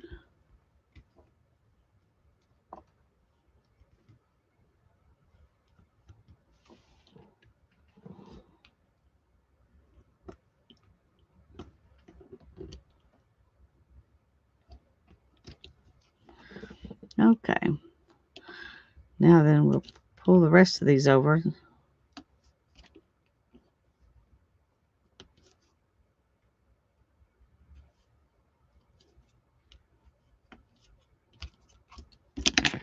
Whoops.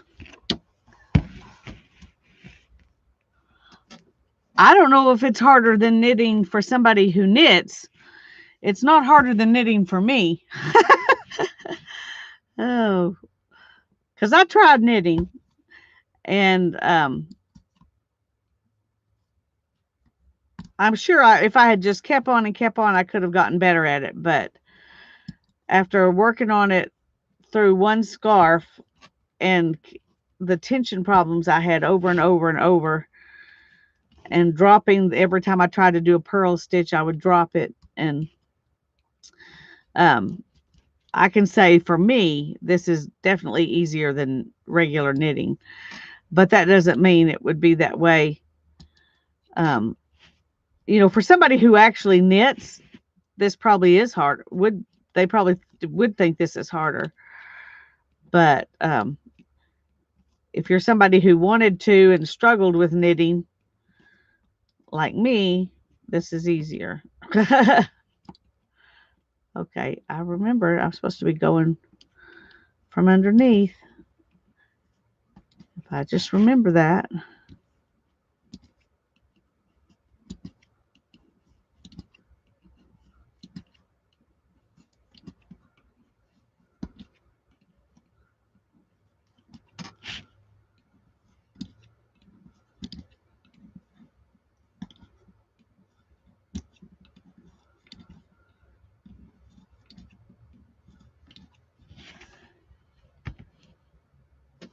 Yeah. Well, I'm sure if you're an accomplished knitter, this would seem kind of ridiculous to even bother with. Um, it definitely takes a lot longer than crocheting something. I could have had the hat finished by now if I was crocheting it. Um,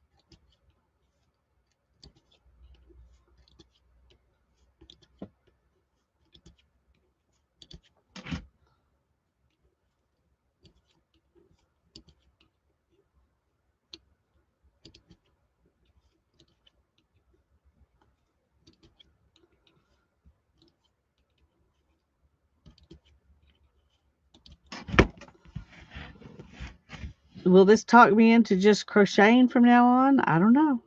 Maybe. The main reason I wanted that the kids got this for me was because, well, it was on sale, so it made it cheaper than a sock loom. But I was really wanting to knit socks, and so they saw this, and it was on sale, clearanced, and so they thought it would help me be able to knit socks. And I will try to knit socks on it. But there you can see that I don't know if you can see it now. Cameras, it's everything so makes everything dark because but there's the knit stitch is right there.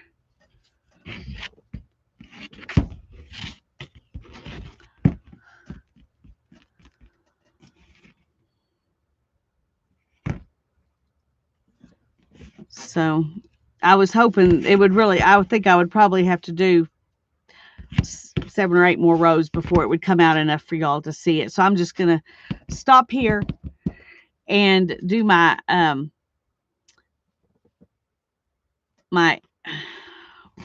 what do you call that thing? My iCAD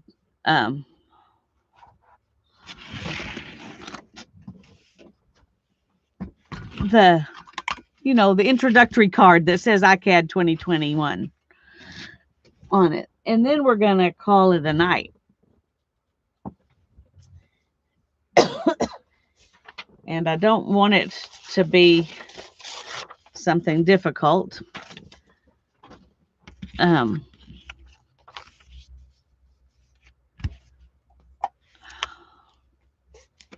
oh, that one's going to have to be dug out. It'll have to wait. I think I have another one.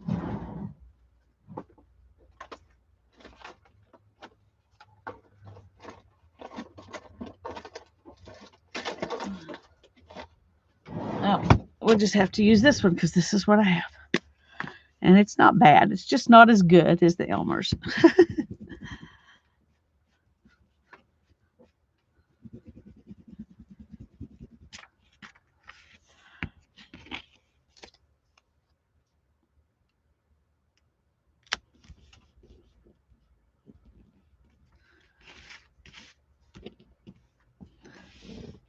Okay.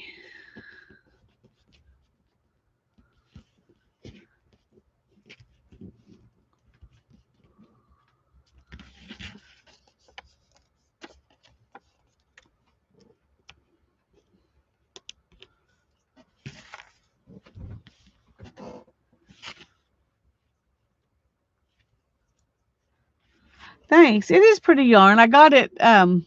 It's silk and merino wool, 80% merino and 20% silk. I got it at my Weaving Guild Friends estate sale. And so it'll remind me of her, which I think is good. Okay, I'm gonna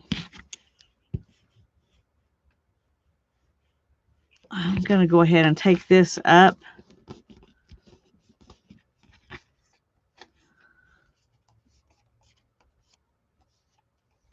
Okay.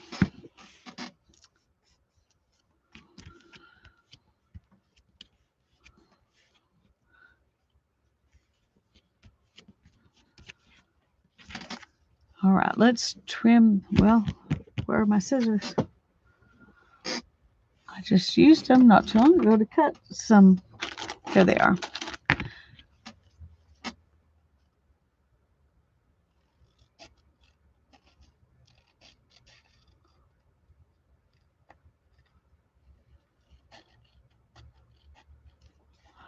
I don't know how many of you know what ICAD 2021 is, but this is, I think, the 10th year that it's happened.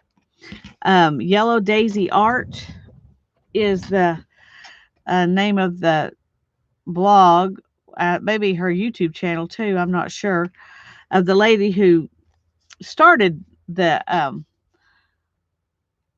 it's index card a day. And basically what it is the challenge to do art on an index card every day from June 1st to July 31st.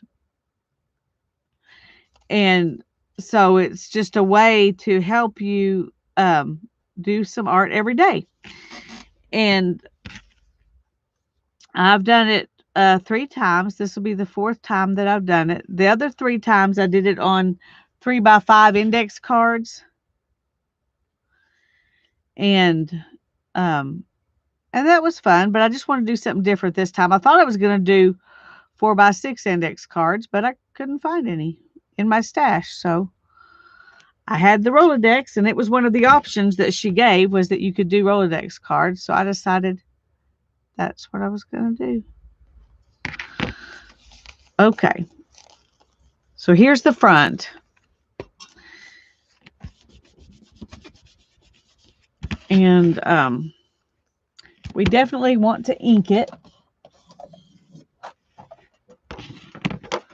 Of course. It's Yellow Daisy Art, Vanessa, that's hosting it. I will try to find her blog about it so I can post it. And I'll have it pulled up where I can post it.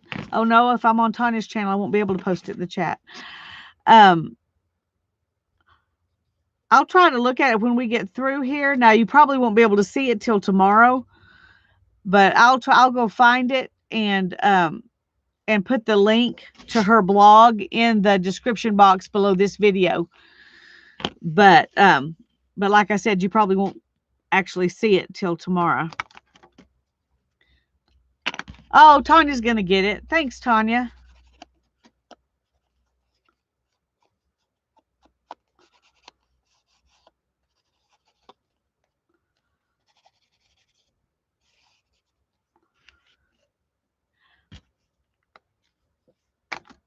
Okay. One of the things I said I was going to do was use stamps for my focal point. So I might as well go ahead and put a stamp on, let's see.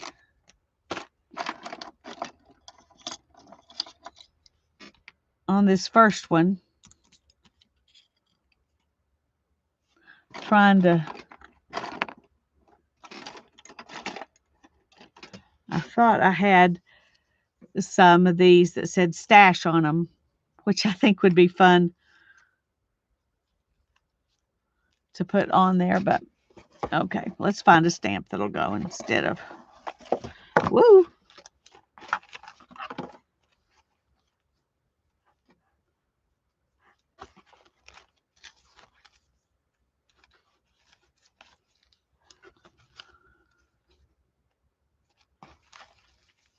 I have some of these paper clipped together, and now I don't remember why I paper clipped them together. I don't know.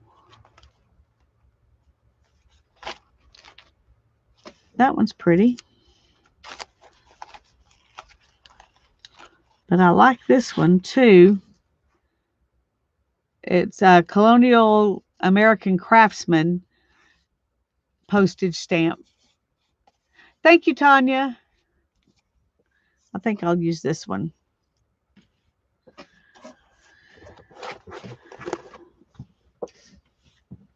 And I was thinking about using that, but I'm not sure how. So let's not worry about that right now. So we've got let's ink this. I think everything I put on this one's going to be inked in plum because that's what I did with the outside of the card. So I don't want to do too much because I wanted to say ICAD 2021.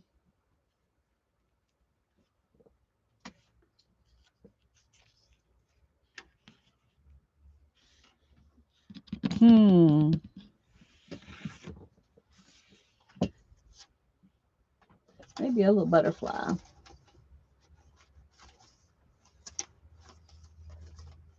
Let's see if we can.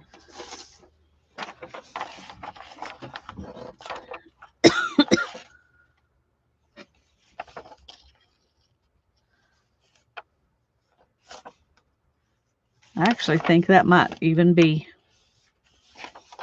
too much.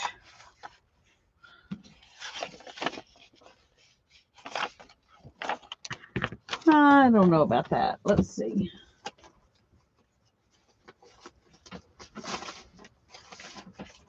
Oh, maybe one of these. It's funny that they're half one color and half another color, like they're showing you two different versions of the same butterfly. I don't know. But we're going to use this little one.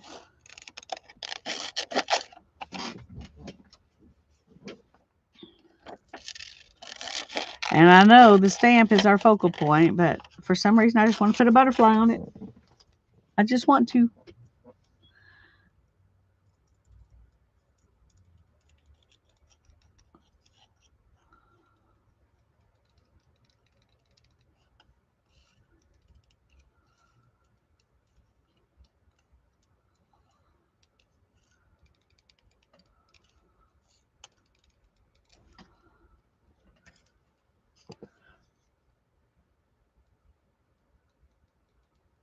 I think Tanya and I are planning to do our June 1st ICAD tomorrow while we're streaming together. And then whatever else we decide we want to do.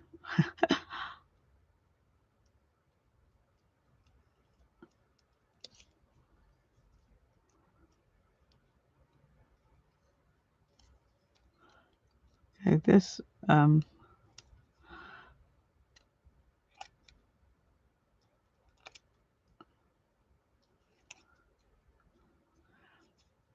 probably is not going to be quite as detailed as the picture because those little swoopies are not that easy to cut, especially as tiny as this one is.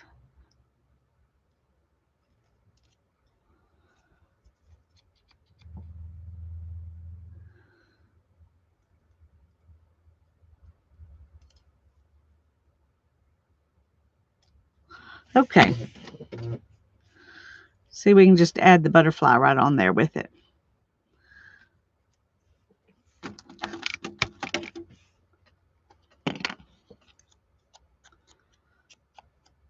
I probably should have planned something specific before I came out here because instead of waiting until I'm tired. And while I was enjoying playing with that loom, it was tiring. It wasn't as tiring playing with it in my recliner because of it's just the angle of sitting here and trying to do it on this table. Okay, let's see.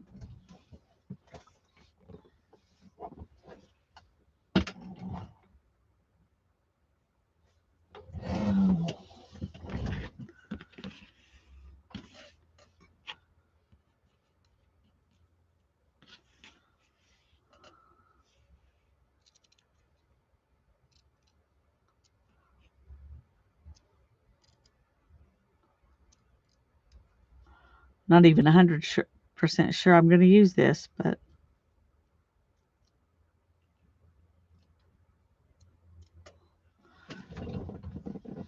if I don't use it today, I'll use it another time. So it doesn't hurt anything to go ahead and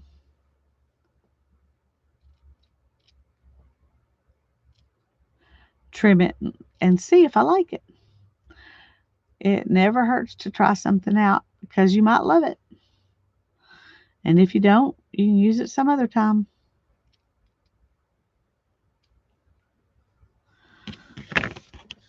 Kind of like knitting on that little loom. If I didn't love it, I could give it to somebody else. Okay.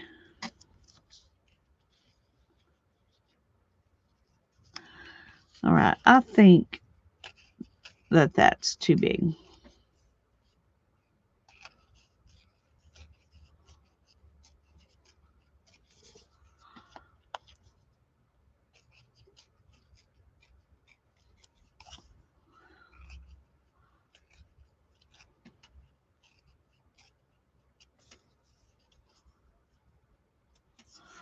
Okay, let's go ahead and ink this again.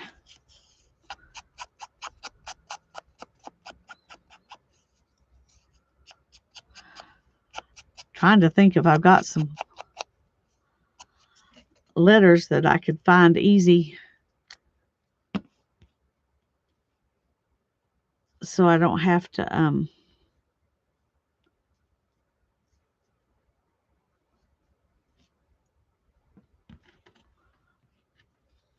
so I don't have to write it by hand, but we may end up writing it by hand. Yeah, I think I like that. Do you think I should ink the flower or leave it white? The rest of this is not white, so it kind of shows up anyway just because it's white and nothing else is, but would it be better to be plum?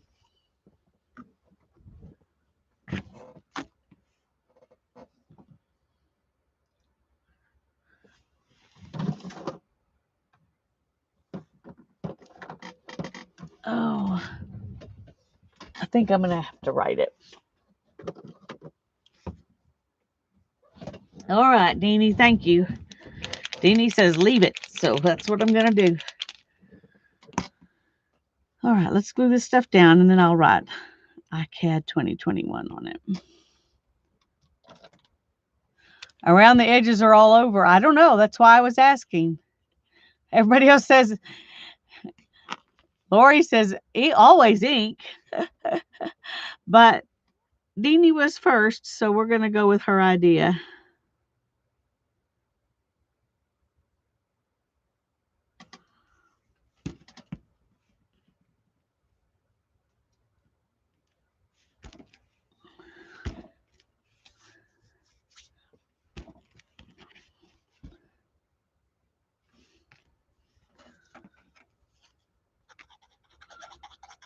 Ooh, that's kind of cool. Huh.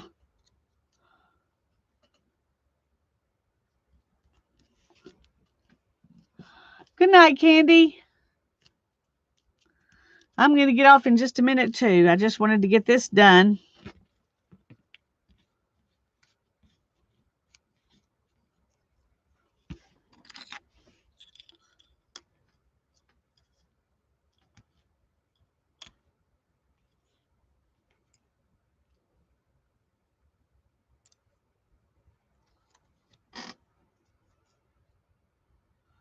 I'm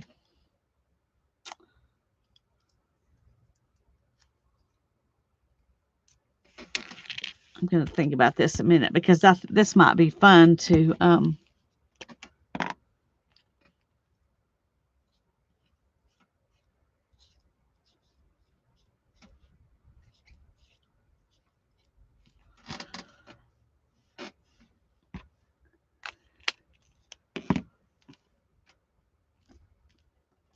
let that dry a minute.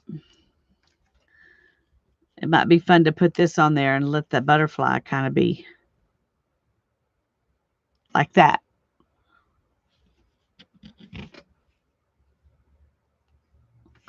What do you think?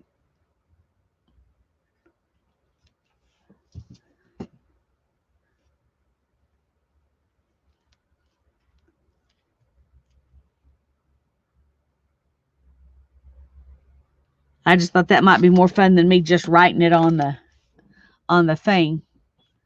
Okay.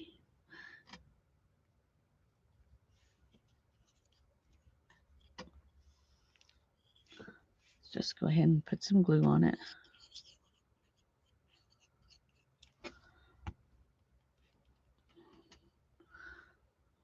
Can't remember if I think I'm going to do it like that.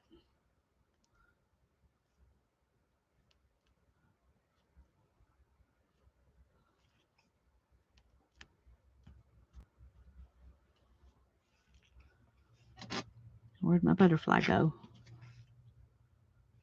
Oh, there it is, way up there. Okay. Kind of scared me for a second there.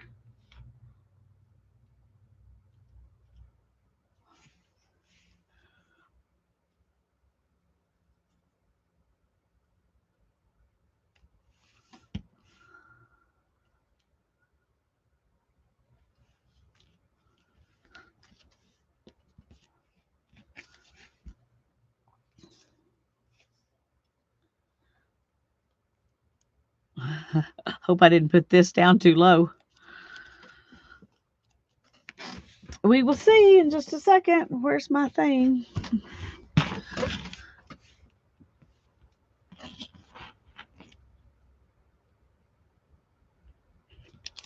Okay.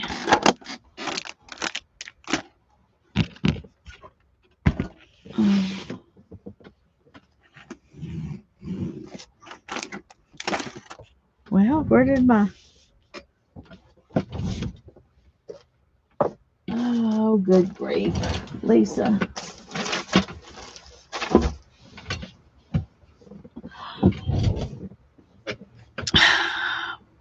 I don't know what I did with it. Do y'all know where I put that little black thing that was with this? Because that's what I'm going to cut this with.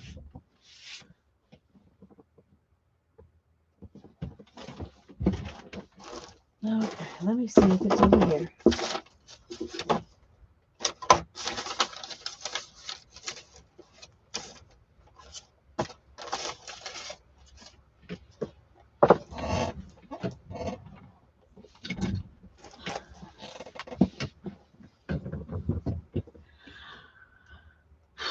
I can't find it.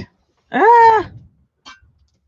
If I can't find that, I'm going to completely change my plan and not do Rolodex cards, because I have to have that to cut those little things, or it's just way too much trouble.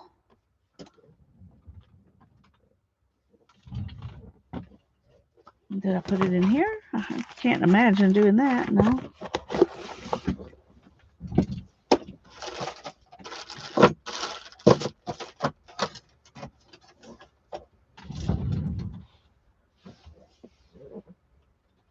Okay.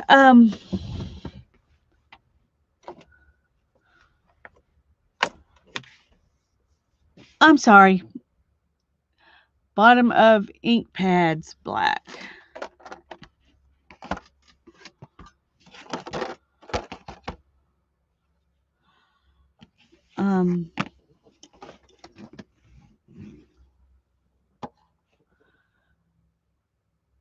Under the iCAD.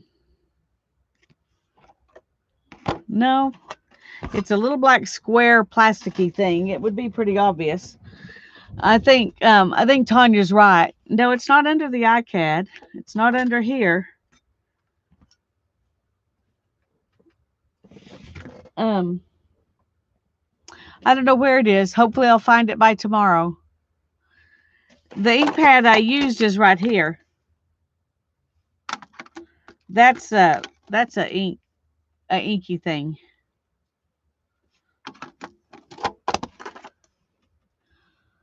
Anyway, I will try to find it by tomorrow. If not, I may rethink my plan. It's got to be here somewhere. I mean, I can't imagine unless it fell in the trash. No, it didn't fall in the trash.